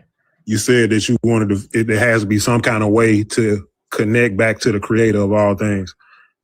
Yeah. Did you physically have to think about making yourself grow from a child to a man? Did you have to make yourself do that, or did your body just do it on its own? Yeah, like, my did body you have to, did it. My body did that on its own. Right. So the point of me asking that is, we're already born. If you want to have a relationship with a supposed creator, think about the stuff that your body does, that nature does, without nobody having to tell it or train it or teach it to do. That's your aspect of God being created, the creation connected to you or whatever. There's a part of you that responsible for your growth and well-being that you don't even have to think about. Thank you, sir. This is, you see, this thing that you just said right now is one of the reasons why I love the Bible. I don't know. But what I'm saying is, you don't need the Bible to do that. You just I understand you. I understand you. But what I'm just saying is, I can remember very well when Yeshua said, "Ye are gods, you are gods." The Pharisees didn't like him saying that. He even exposed, because I don't believe Christianity is a religion. It's not, the Bible is not a book for a religion. That is what I believe. It's not a book of religion. It does not belong to some set of people, but anybody that wants to connect in some kind of way. That's what I believe the Bible is. I don't go to church. I don't go to church, and I will tell you my reason. So many people laugh and say, "How can you be a Christian and you don't go to church?" I say, "Show me where Jesus said I must go to church for my prayer to be answered." It say you are God's, and the Father can hear you anywhere you are. So there's so many reasons why I just feel like, okay, I'm okay where I am. You understand? So when you say that, it's just confirming what you also say, that ye are God's. So I don't need to look for God, for He's in me. Right, but that brings up the question is of what do you even think religion is? Religion is a practice, but for me, Christianity, yeah, it is given the name. It was given the name, but I can't remember from everything that I've read from the Torah to the Injil and every other books. I can't remember where Jesus was talking about religion. He didn't introduce religion. He was just talking about humanity, love, kindness. Right. So we can do all that without believing in any God or accepting that Jesus died on the cross for our sins. Like we can already do all, love, humanity, connection, all of that. Yeah. Like there's no God belief necessary for any of that. Okay. So no problem. I don't actually want to go further than that, because for me, I just be like, okay, if this is just life to live, exist, you don't have a source that you're connecting to, then you just one day you rest and that was the end of it. Maybe we there's die no and that's it. afterlife. We Maybe rot. there's no afterlife. There's no nothing. How We're do you just living pronounce your name? we are just living to die. Yeah, No, correct. I don't. But how do you pronounce your name? Because you said a scripture that I'm a PK. My father's been deceased for over a decade, but there was a scripture that he would always tell me whenever I would go through some issues because, life. That scripture is Psalms 82. That you said, "Yea, are gods, children of the Most High God." Yes. That's what you were referring to. The God wasn't talking to humans, adults, other humans. He was addressing other gods. No. Sorry, my sister, you got it wrong. That was this one. The one I was quoting is from John 10. When the Jews Okay, but gathered the around one him, the when the one Jews "Yea, are asked him. gods, children of the Most High God" is Psalms 82:6. Okay, so this one I'm talking about is actually in John 10:24. When the Jews gathered around him and asked him, "Are you the Messiah?" And he said, "I told you, but you do not believe." Then he said, and then when he say, "I am a father at one," they say, "You a man call yourself a God?" And he said, "Don't you know that ye are gods?" Jesus is quoting the what. psalm that she mentioned, brother. Sir, what did you say, sir? I said Jesus is quoting the psalm that this young lady is mentioning. So her point still stands. I mean, I want y'all to read it. That's why I'm just giving you a reference. It's Psalms 82:6. Read the whole chapter. Read the full chapter. Don't just take that verse, because the full chapter is really essential. And if you have read it, it's talking about other gods. Yea, are gods, and all of you are children of the Most High God. Well, I understand what you're saying, but he was actually talking to the Hold on, Jews. God standeth in the congregation of the mighty, judges among the gods. How long will ye judge unjustly and accept the persons of the wicked? Selah. Selah, we use hoodoo too. Defend the poor and fatherless. Do justice to the afflicted and needy. Deliver the poor and needy. Rid them out of the hand of the wicked, because they weren't doing shit. He's talking to other gods. Judge the earth. Arise, O gods. Judge the earth, for thou shalt inherit all nations. He's talking to other gods. Y'all not gonna tell me, as somebody who grew up in the backwoods church in Mississippi and had to recite freaking verses every day, all day. I want y'all to go read it for yourself. Read the whole chapter. It's not long. Hold on, my sister. The place you're quoting from is not even in the book of John. John is It's in Psalms 82. The scripture that is what I'm saying. Ye are gods, and all of you are children of the Most High. I am listening to you, my sister, but hold on. But baby, that's just Psalms 82:6. I'm not reading from John. This is just Psalms 82:6. Listen, how many gods you got then? How many gods you got? I am not dragging. I got you. But what I'm just saying is, everybody pause, because we are kind of to the end of our line now. We're kind of out of time and we have to move on. But I'm gonna go ahead and let you get the last word about all this, because we got to go ahead and move on. But I just hope that you now have a clear understanding of why we think people should be Christian, and that you don't need to be yourself. Sure. Okay, go. But I'll just get the last word. Go ahead. Yeah, thank you. But for me personally, I don't think Christianity has taken anything from me, really, because I don't go to church, like I said. It's not like me taking my money and going to give anybody anything, because the Bible didn't tell me to do it. From my study and everything and my understanding, I don't think. All right. We're gonna go ahead and get it moving on. Danger, are you ready to talk to us now? I don't think he is. Oh, All hello? right. No, there you go. Hello? All right, Can you guys hear Danger. me? We can hear you. Danger, are you at least 18 and Christian, Muslim, or Black Hebrew Israelite, or none? Yes, I would say I'm a follower of Christ. All right, so Christian. We don't believe that Black people should be Christian. Main reasons are because it was the religion of our enslavers, and no one should follow the religion of the people who oppressed and enslaved them. Number two, it denigrates and erases a lot of our spiritual heritage and history, and we can be good people without it. There's no reason for us to even in anything that community morals, etc. You can get all that without it, and so we don't need to be that. What would be your case for why Black people should be Christian? Let's see. Well, I mean, by going on the Bible and scripture and pretty much, God, he gave his only begotten son to the world to be sacrificed for all of us. So he didn't just do it for his people. He didn't just do it for Jewish people, Hebrews, Israelites. He did it for everybody. So, and the gift is the salvation. When you believe in Jesus and you believe that he died for all of our sins, that means that we could all make it to heaven just by believing in him, because he took that sacrifice for our sins. Cool. Why should we believe that's true and not the spiritual traditions of my ancestors? Well, because the spiritual of what your ancestors, that wouldn't apply to everybody. That would only apply to you and your specific ancestors or people. So understood. But I'm talking about this foreign tradition.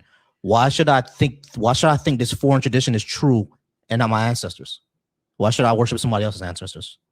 Because Jesus and David and them, those are all somebody else's ancestors, which is fine.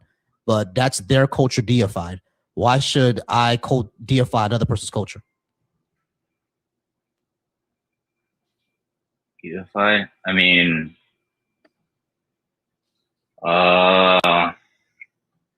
deify someone else's. Right, because Jesus is an ancestor for the Levantine Palestinian people. That's their ancestor. David, that's their ancestor. Solomon, even before him, Abraham. All that is their ancestors, right? All that is all good and well. I don't have a problem with that. But that is their spiritual tradition. Why should I erase my spiritual tradition for theirs? Why should I uplift another culture? That's really the question. What is your spiritual tradition? My people were from Benin, so our spiritual tradition was Vodou. I'm sorry, could you repeat that? My people were from Benin and Nigeria, so our spiritual tradition is Vodou and Yoruba religion, like the Orisha worship and ancestral veneration. That's our tradition. And so go ahead. And so what would you say is the difference between the two religions? Between the two, it focuses on the indigenous traditions, and not only that, the spirits of that religion actually look like me. If you walk into any church right now, what does Jesus look like? Yeah. So like those spirits. Answer the question. What was funny? He laughed because he knows the answer. He's laughing. No, he comes from the Middle East. I wouldn't say he's white. I think I know that's you wouldn't a say nervous white. laugh, but he's Yeah, he's laughing because he's learning. He's learning. Yeah. That's what. I thought that was a great he question, by the way, Volcy. I thought that was a great question. He comes from the Middle East. That's not what Volcy asked you. I'm not. Volcy asked you. That's not what he asked you. Volcy Bro, asked he's you. not even disagreeing with him. Just let him carry on teaching him. No. You So can go ahead and ask. What? Yeah. So Danger. My question, because you asked me what would be the difference, and the main difference is that these spiritual traditions actually align with what our material conditions were. And I think our material conditions still are, as a matter of fact, because it was more communal. It was more about elderly listening to your ancestors, everything like that, and tying yourself to nature, et cetera, et cetera. So that's the difference, right? And not only that, the spirits of those traditions actually look like me. So the question I asked was, if you walk into any church right now, what does Jesus look like? Surely he's of Hebrew,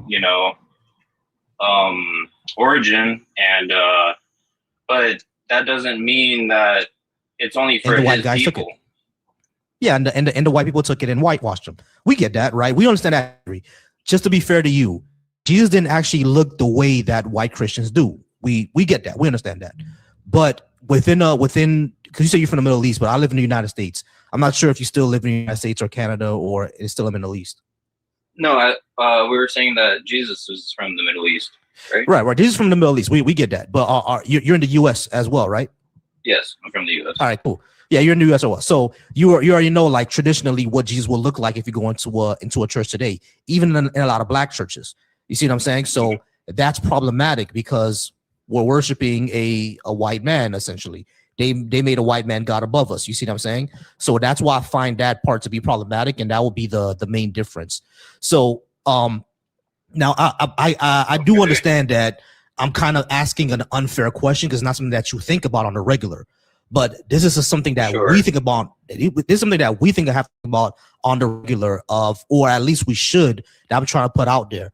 Why, as black people who had our own spiritual traditions, our own systems of morals, should uplift and deify one from another culture, something that we did not actually need, because we had morals and systems and education all before colonization, right? We had all that. So why deify another? You see what I'm saying? Now, like I said, that's not really fair to ask you.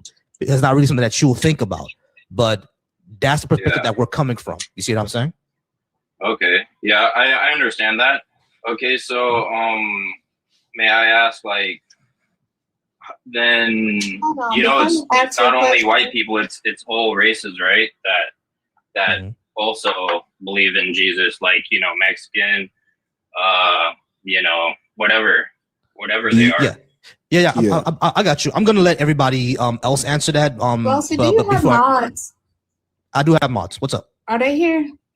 They are here. Yeah, Bar is a mod, and Bar, I thought you need were. to mute DB. Because I don't know why he keeps tagging me. I don't know what's going on.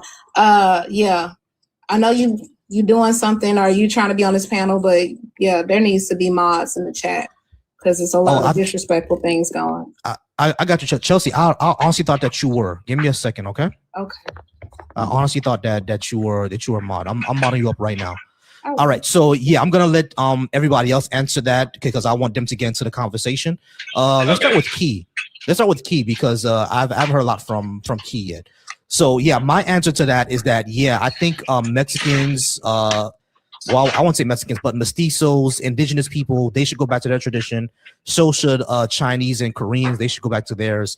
That will be me. But I'm gonna let everybody else get into this.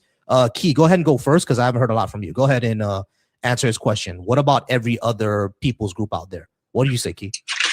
I kind of agree with what you said. I think we should try to, as closely as possible, identify what culture we probably came from. I know it's going to be like extremely hard to pinpoint at this point, but whatever cultural, spiritual system you can find to is closely related to where you think you came from or your ancestry came from, or whatever one you study that resonates with you. Because ultimately what they do, I know he asked what the difference was instead of relying on something outside of yourself and worshiping a God outside of you and having some, I don't know, I'm not going to say that, some mythological juicy figure that saves us after he dies and come back.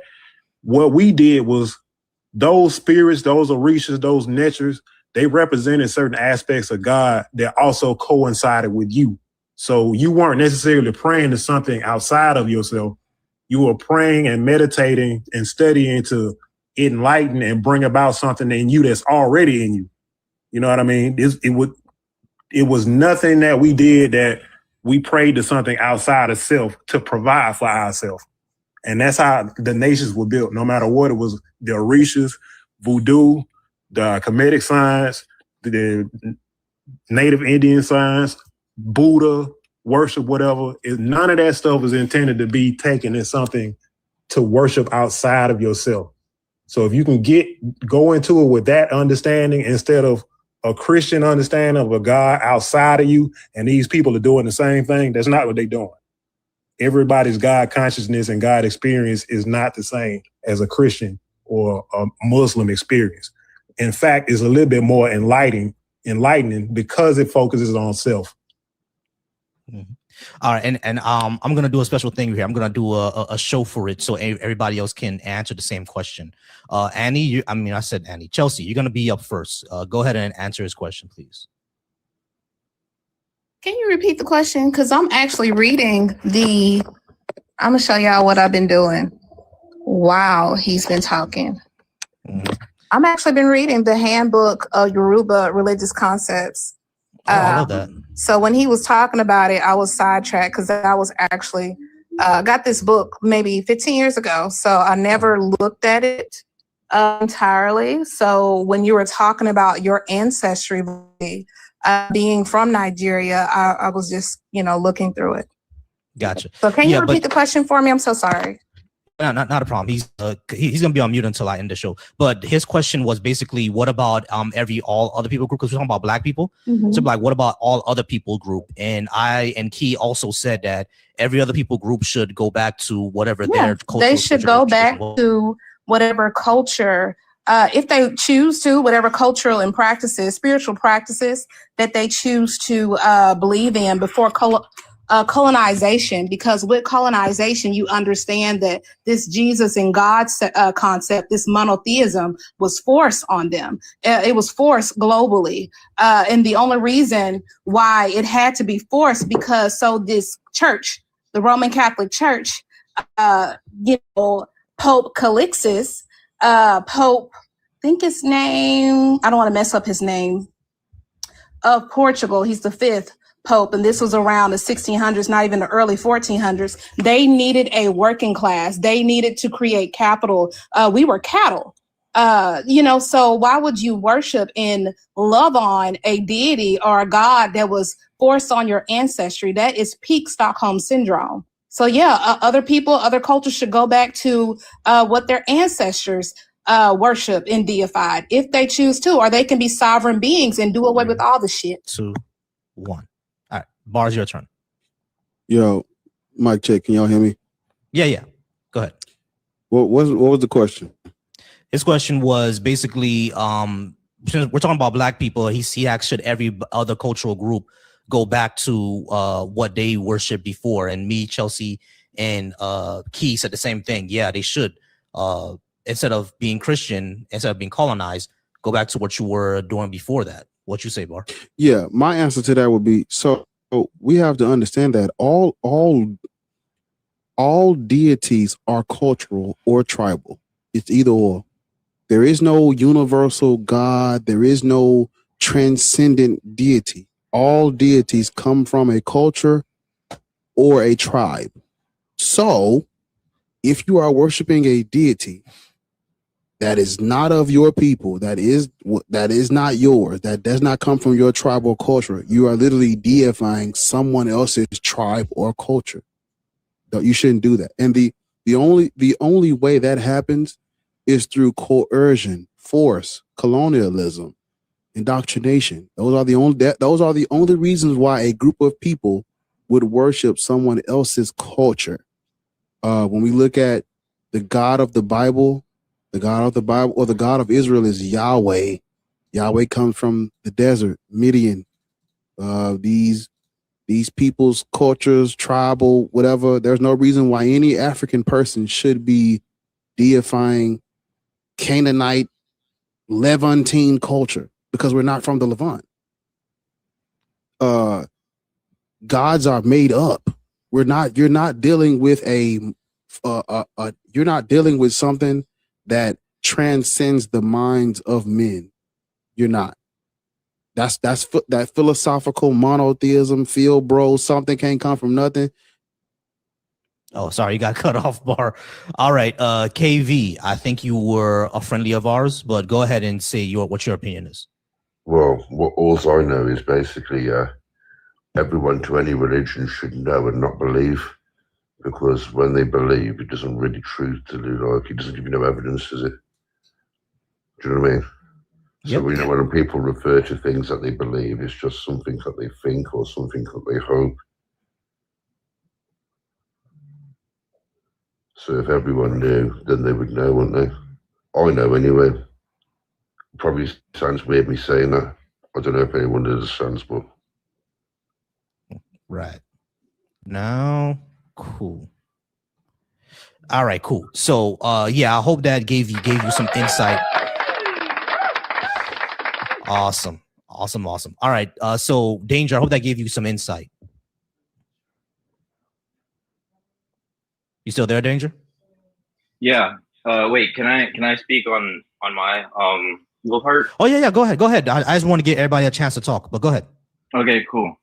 Yeah, I mean, I respect like everyone's opinions, and I see where they're like coming from, and like, you know, why you like wouldn't want to, I guess, you know, I guess like convert, or like, I guess like leave your like religion and, you know, your background and what your ancestors like worshipped. But I think, like, you know, the main goal is to what, like, when we die, like, what do you guys think happens like when we die? Like, do you guys think that like it's just everything is black and like that's it? Every culture has a different answer to that. So you would have to spin the bottle, pick a culture, and accept what that's what I was trying to tell you when I got cut off. Every group of people have a different answer to that. You're going to have to deify someone's culture. Get that answer.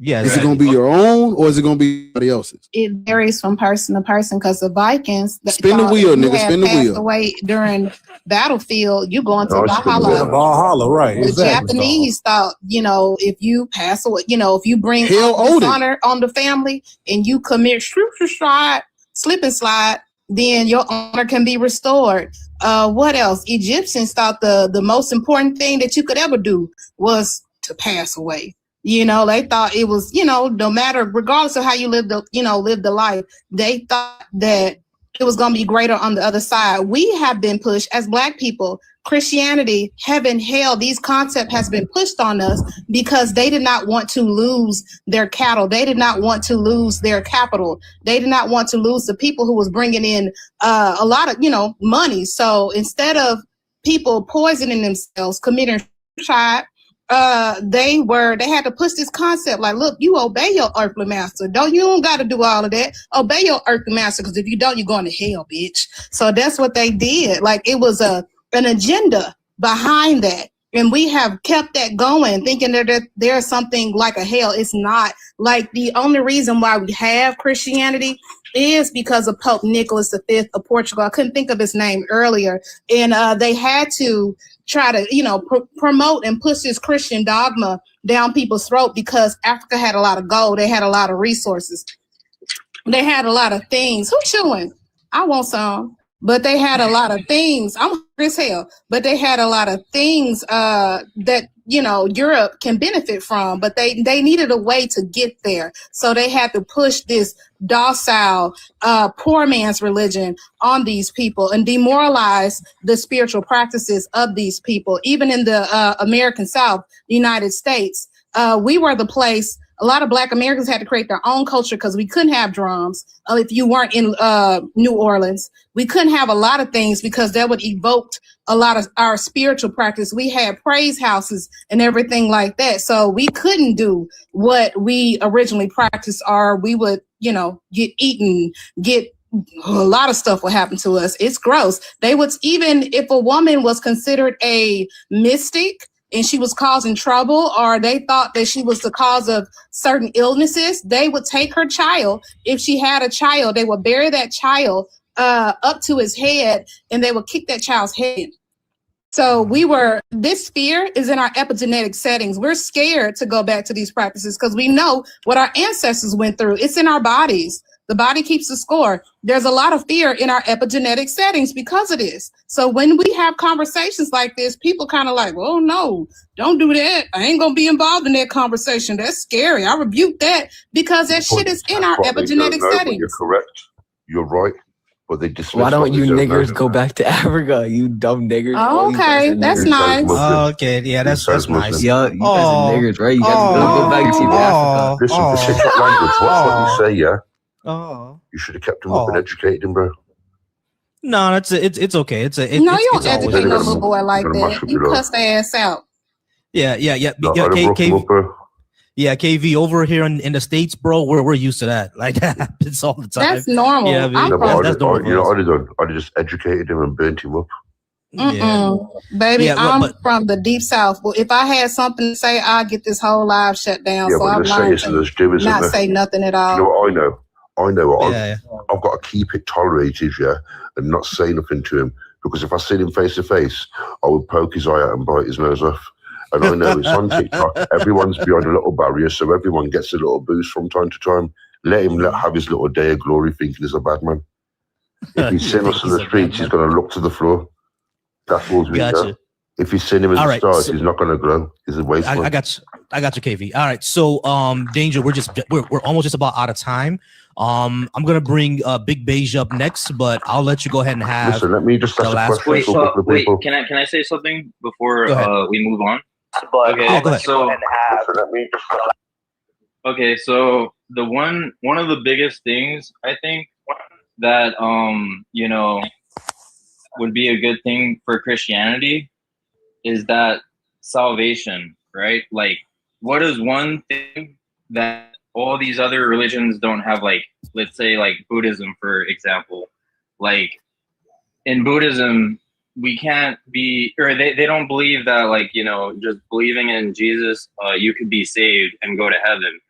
Like, or for another like religion, like let's say like Muslim people, they in their religion, they believe that, in order to go to heaven, you have to do good deeds while you're here on earth, right? But and so in all of those other religions, they don't have this one big salvation that will save them all. Right. So the question there, Danger, is that what we need salvation? Like, why is that? Why would we take that as a core necessary component for any religion to be true, for it to have a salvation component? Like, what we need salvation from? I think it's actually more humanist and more human centered to not need salvation, to need a system of correcting and becoming a more moral person than a reward you get at the end. Like, if you had no salvation, people would just be sheeps. They would just follow what they think and not what they know. There would be no breakthrough in any kind of technology or in any kind of like intelligence. You're saying if we didn't have salvation? Yeah, if everyone just thought what was right was the same thing, we wouldn't even be intelligent. Then why would we have any religion in order for someone to be a wolf and not a sheep, they have to think out of the box. And that's how we get intelligence. We evolve. Do you understand me? So if everyone was in salvation, everyone would be the same, because everyone would know the same. In order for no one to know the same, someone's got to be different to make a difference. I agree with that, actually. Yeah, definitely agree with that, because that's a problem that I have with the whole heaven concept, because there are people in heaven who have family members in hell right now, right? If heaven does exist, then they have, people and family members in hell. And even if they don't have any family members in hell, there's still, billions of people suffering and torturing and hold on, KV. Let me just just do the Christian concept of hell. Sorry. So if the Christian concept of heaven and hell is true, we have millions of people in heaven worshiping the big guy, century in and century out. And down in hell, there are people being tortured and enslaved forever. Even some of the family members of the people who didn't go to heaven. Like, do they understand that their family is being hurt and tortured, and are they okay with that?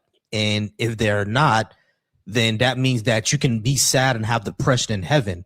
And if they cannot, then that means they're being mind controlled. There's a problem there, right? Yeah. My thing with Can I answer your heaven, question, bro? it sounds like a chemical lobotomy. And if I said this on Easy's, no, I'm for real. Don't laugh. I said this on Easy's live, I think yesterday, a couple days ago. I said, if I get to heaven, I know I won't be there long because I'm like, God got to run me a fade. I'm going to whoop God. Somebody braid my hair back. I'm about to whoop God's ass on these streets of gold because I got questions, real live questions. There's people who prayed and fasted and did so much in your name and you ignored them like you a bitch. I don't want to be down up Do you here know with why? you. Do you know Fuck why? you. Do We're you the know why? 2/3 of the Can I angels answer that your you kicked question? out. Them my homeboys.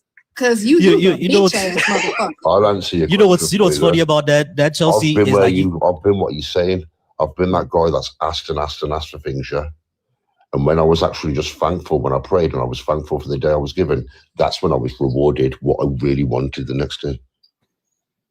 But that you know doesn't. what's That's funny a about concept, but that doesn't work all the time. That's not something that you can demonstrate It has to all the work when you fucking know and you time. don't believe. I want to know, why did I have to go to Djibouti City, Djibouti, Africa, and see young girls selling their ass because they didn't have no money, or if I give them money, they get their ass You go beat to Amsterdam, because they do they it didn't for a have job. this and that. It's cool. I'm sitting up in this house. But I think about other people. You know what I'm saying? Why did I have to go through all the shit that I went through? Like, what was it worth? It was, you know what I'm saying? Like, this shit is a lot. Like, you sit up there and did nothing. There's No, but in listen, I Valdosta, understand what you're Georgia, saying. there's a young man who just got lynched.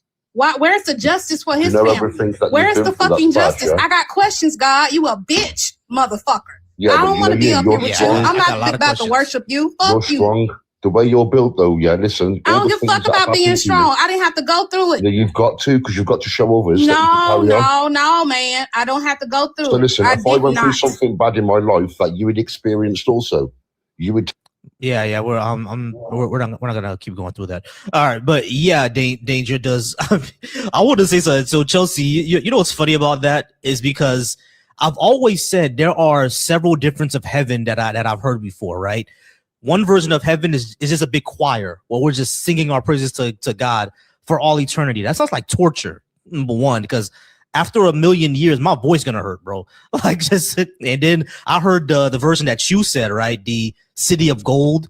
But you know what's also funny about that? City It of says gold that streets, and I told you this before, Volcy. I'm lactose intolerant. I got low iron. How the fuck I'm gonna drink some honey in milk?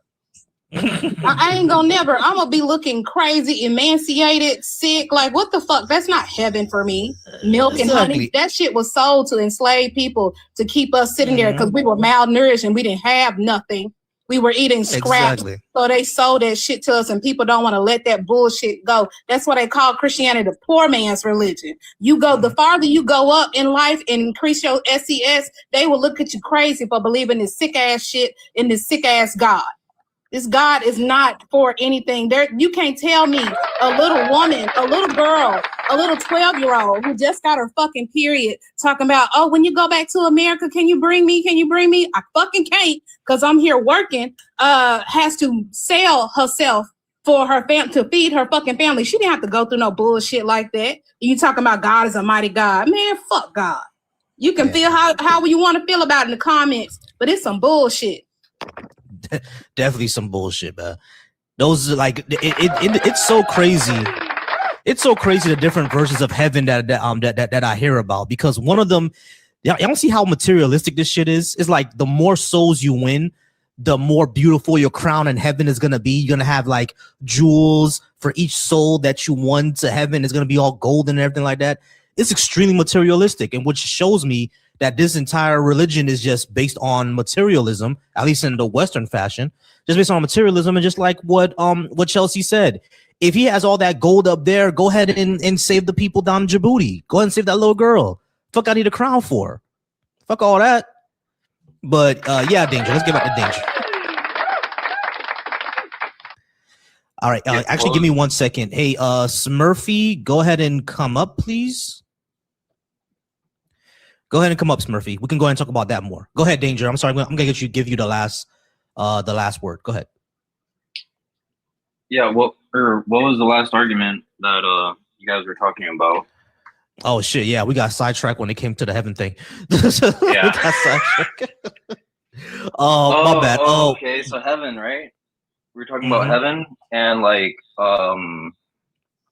wait, could you continue?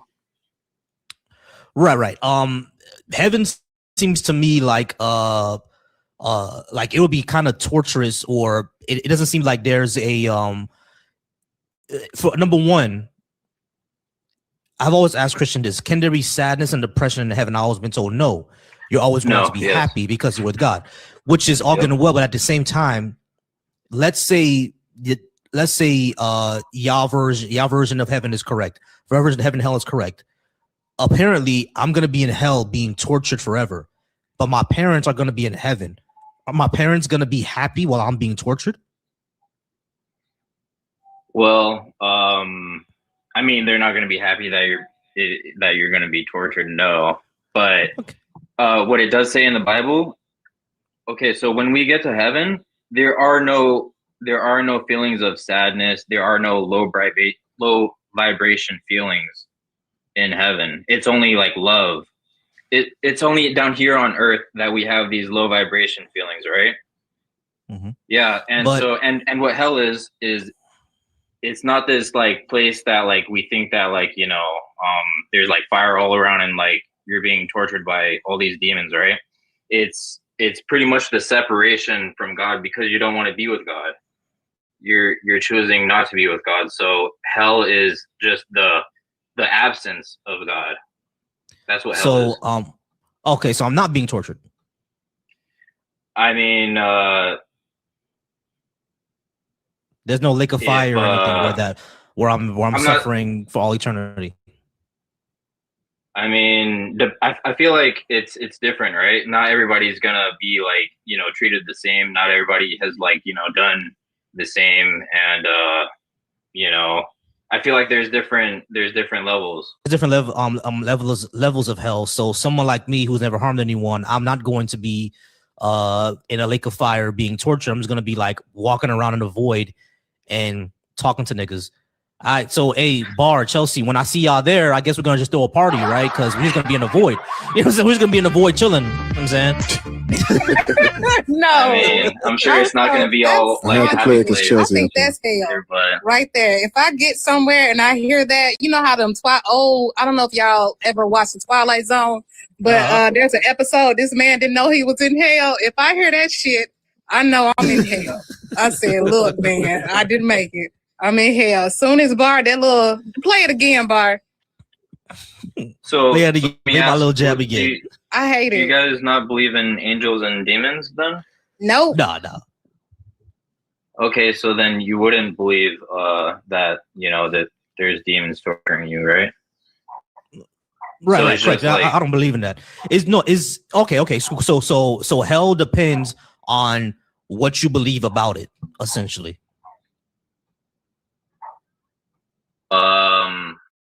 Well, it goes on what you're basing it off of. Are you basing it off of Christianity, the Holy Bible, or? Right. So we're saying, for the sake of argument here for this discussion, let's say that Christianity is right. There's a heaven and there's a hell. The way that hell has always been described to me is lake of fire, where people are suffering forever, and that's even in some verses in the Bible too. Lake of fire, people are suffering forever.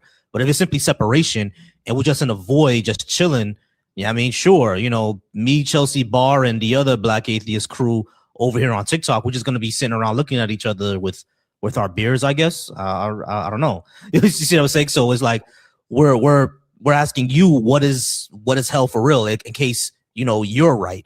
Because the reason why I'm asking that is because the version of hell that I've always understood, and this is in the Bible as well, lake of fire, people suffering forever. So if that's the case, would people in heaven know about that? And if they do know about that, are they sad that their family members are suffering? Or even if they don't have any family members, just human beings, period, are suffering like that? And if they don't know about that, doesn't that mean that their knowledge is being cut off? Or that's not how Chelsea said, they had a chemical lobotomy for them to not know. You see what I'm saying? Yeah. I have another I question. get what you're saying. I have another question. This is one question. I I have people that I love so much that I'll give my own life. Like people are like, oh, don't talk like that, baby. If something happened to them, go ahead, cover me up in the dirt. I don't give a fuck about none of y'all. Me not knowing that they exist would be hell for me, regardless of me sitting up there screaming, holy, holy, holy. I'll be like that, the woman in Get Out crying and shit. That would be hell for me. Like, I don't like the whole concept. You won't remember your loved ones. You won't remember this shit. That don't sound good. That doesn't sound great. Like, that doesn't sound good. Like, why? Like, y'all pushing some shit that sounds like hell. Like the whole concept of hell anyway. Yeah, I agree with that part. But I read in the Bible that that said when you get to heaven, there are no like feelings of sadness. There are no lower vibration feelings. You can't feel that in heaven. And pretty much when you're there, you just worship and everyone is in, unity. Everlasting happy. bliss. Yeah, Yes. exactly. That's still problematic because like those other feelings, even the negative ones, they're the ones that make us whole. They're the ones that make us human. If it's nothing but like, joyous feeling on and on and on, that doesn't sound like we're actually free in heaven. We don't have free will. We're forced to be happy. And if that's the case, then that means Lucifer figured it out. And 2/3 of the angels figured it out. So I don't know, y'all. Justice for Lucy. I'm gonna be right there with them. Mm-hmm. And my favorite color red anyway. Let's fire something up on the grill. I don't like the wintertime. I wear these shorts. Shit. Come on, Lucy. Let's get it. Shit. Bar can, say some jokes. You can, let your people fuck. We gonna have a good time. Fuck you mean. Can I also add that I also read that when you get to heaven, it's kind of like it's also kind of different because your family in heaven or the family that you had on earth, it doesn't say that you're gonna be reunited with them in heaven. I don't know if they're like your spiritual family as well. Like we have a different family here on earth. Like do you get what I'm saying? Where I'm coming from? Reunited with my family? Yeah, so we have like you know how we have our own like earthly family, like your family right now. Mm-hmm. Yes. So that's not necessarily the same thing that like when you get to heaven. So when I get to heaven, I'll never see my earthly family again? While not entirely true, it doesn't say that you're going to be reunited with your earthly family. Oh well, fuck that. Heaven. Y'all can have it. I'm straight. Wait, hold on. So when I get to heaven, I ain't gonna see my mom. I ain't gonna see my wife. The kids that we gonna have, I ain't gonna see none of them. That's not what I'm saying. What I said is that it's your earthly family. It's not like you're gonna be let me gather myself. It does not say that your heavenly family is the same as your earthly family. Okay, so my heavenly family. Can I ask? Can I ask? How much of the Bible have you read? Pretty much all of it. Well, except for the boring part. Yeah, pretty much all of it except for the boring parts. It's like after what was that chapter? Numbers around me, 1:7, 2:10, 1 Kings, 2 Kings, 1 Chronicles, 2 Chronicles. Yeah, somewhere after Chronicles when it gets to, well, Ruth was actually pretty good.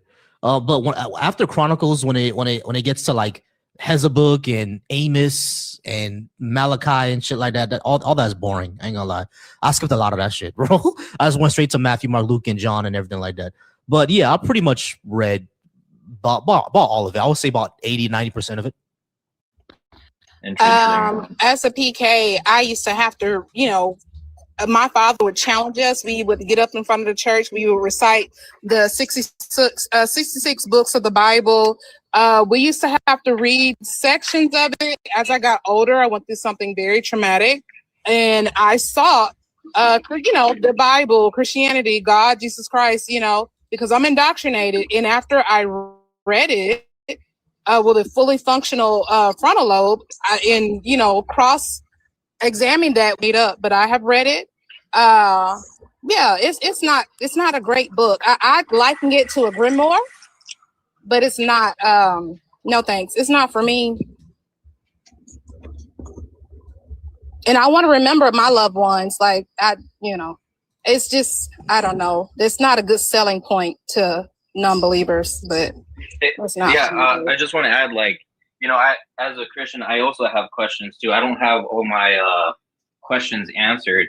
Just like one question that I have is that, like, will we be reunited with our pets, right?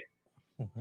And it doesn't really say that we'll be reunited from what I know. So that would suck. I want to see my gray. I grew up with a gray cat with the green eyes. Beautiful cat. Love that cat. Yeah, I mean, I want to see her again. I want to see my dog Pepper. Yeah, I mean, I had a what was his name? It was a poodle terrier. Yeah, he was a poodle terrier. Yeah, I mean, named Pepper. Yeah, I want to see Pepper again. That would suck if I could never see my family or any kids that I have, anything like that. I can never see them again. That would suck. But yeah, Danger, we got to go ahead and move on. I think that's gonna be the end of the live. But I do appreciate you coming up. Come back anytime. All right. All right. Yeah. Good conversation. God bless you all.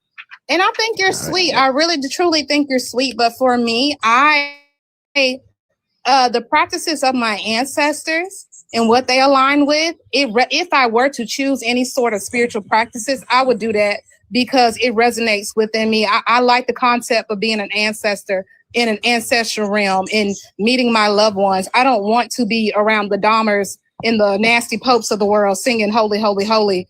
No, thank you. I'm straight. No, thanks. Yeah, exactly. All right, y'all. We are gonna go ahead and get out of here. This was a long live, about 3 hours. Yeah, but we did get through it, and I do appreciate it. I do appreciate it. Of course, once again, always appreciate Bar for being here. I don't think Chelsea, you were here, but he was here when it happened. Once again, y'all, I do apologize for getting derailed. Do apologize for the crash out. It's just when people involve my family, that's a very sensitive thing for me. So I do apologize for derailing it a little bit and crashing out. But I'm glad that we got it back on track and that we're gonna keep it popping and keep it moving. I was able to calm down, drink some water. Wifey rub my back, and who she told did me what to you, Volcy? Some dude that I debated yesterday. He came up here on some really weird shit. First of all, he called me a liar. I already don't like that. I already don't like being called a liar for something that he said. Yeah, I mean, and then after that, when I'm trying to talk, telling him to be quiet, kept on coming off his mic, and then he brought my father into it. He said that my father didn't raise me well. It's not some shit that you do. Yeah, I mean, you don't bring my people's into it. I'll say this. Christians, they have like low emotional intelligence. And I'm sorry to generalize y'all, but I've noticed when somebody doesn't believe in what you believe in, which is, mythology or whatever you believe in, if you believe it to be true, real, y'all resort to being the most disgusting, debased, vile human beings. Like, how that doesn't work. Like, how are you exemplifying the fruits of the spirit that you read about in Proverbs that I know about? Like, you have to be a humanist. That's why a lot of people, don't really want to deal with Christians. That's why they get a lot of criticism. Even how they treated the Buddhists that were trying to walk, trying to undergo their pilgrimage.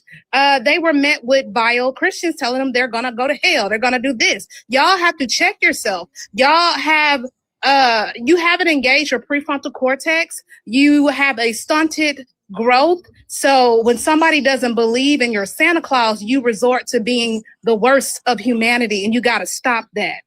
That's why people criticize. You got to stop that shit immediately. Exactly.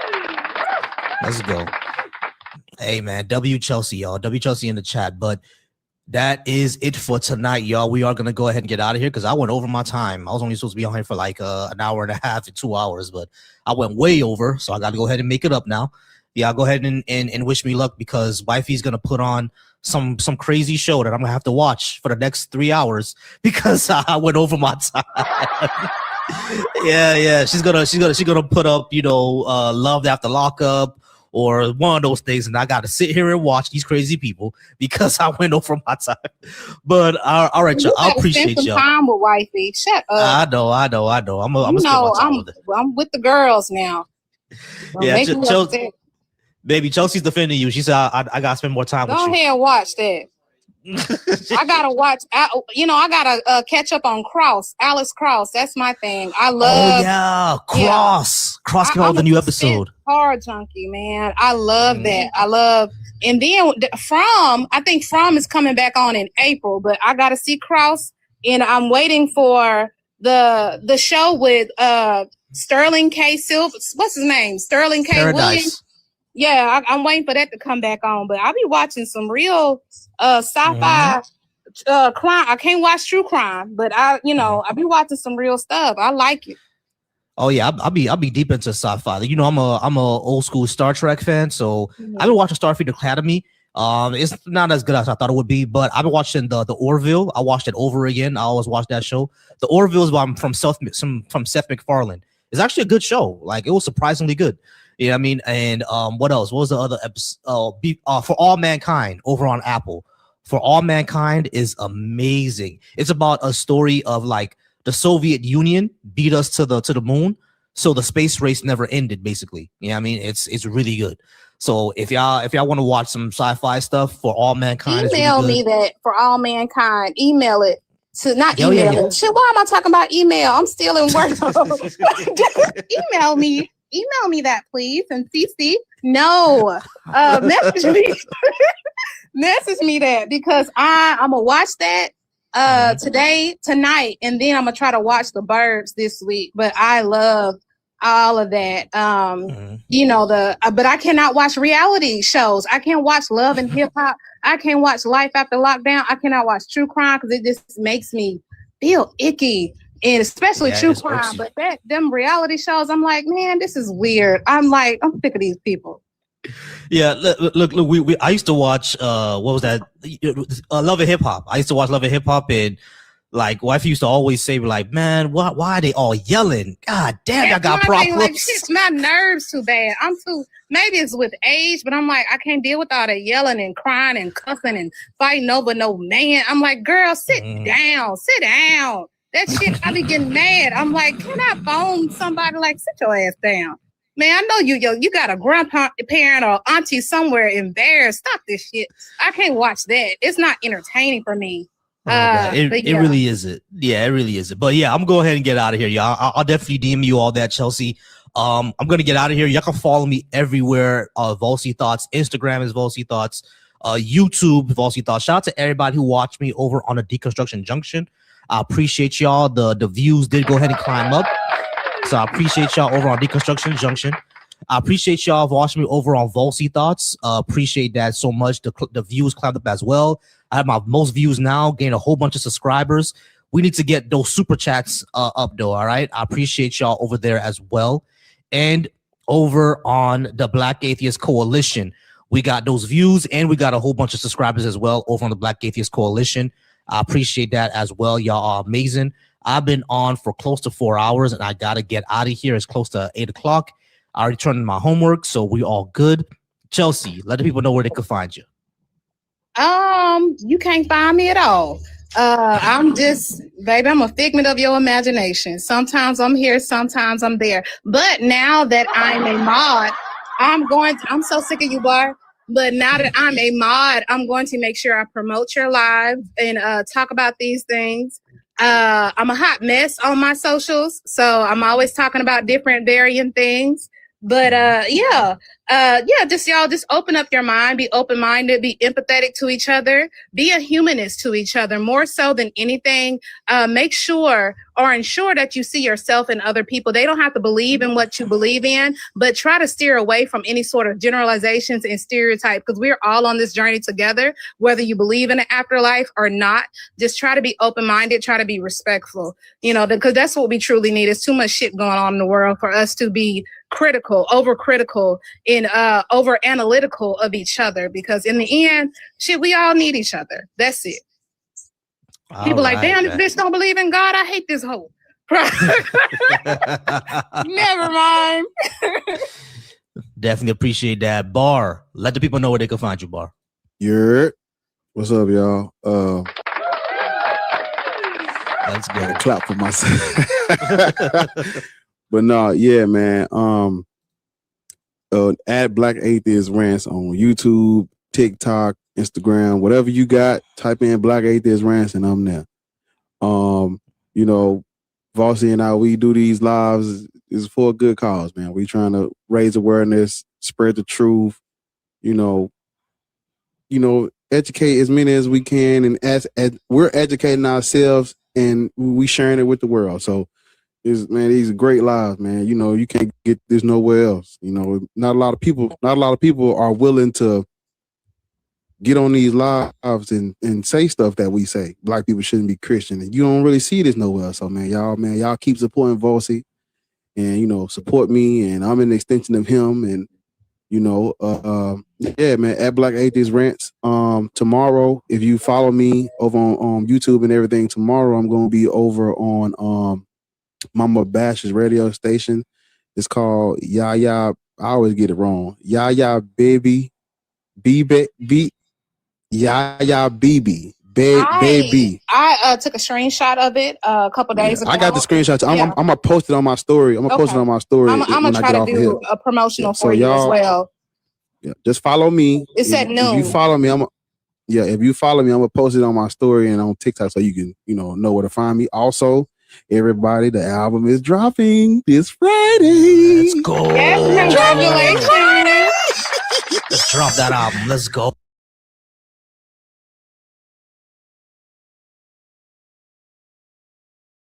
Because I'll pull up. I appreciate you, Volcy. He paused the live. Did he mention end the live? I did not. I'm sorry. Don't get out of here, Volcy, man. We appreciate you. Go ahead and watch Life After Lockup. Love After Lockup. Go ahead. We gotta watch. Popcorn ready. Bar. You didn't have to do all that.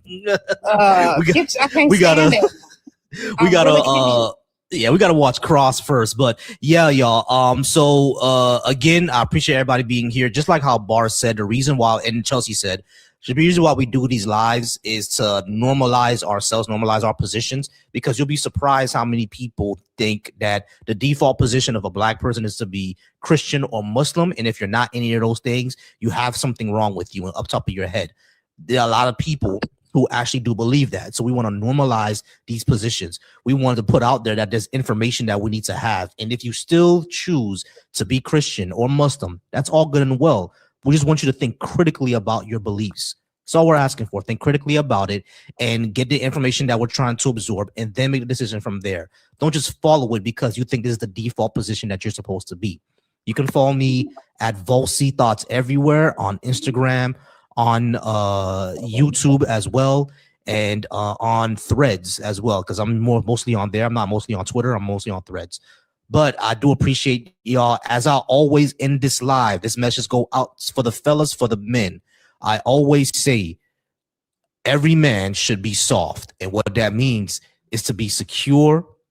Give me 1 second. I'm sorry, y'all. Give me 1 second. I got a good message. All right. Yeah. So as I always in these lives, I always say the same thing. Every man should be soft. That means every man should be secure, affectionate, wise, flexible, and thoughtful. All right. SAWFT. Be soft. I appreciate y'all.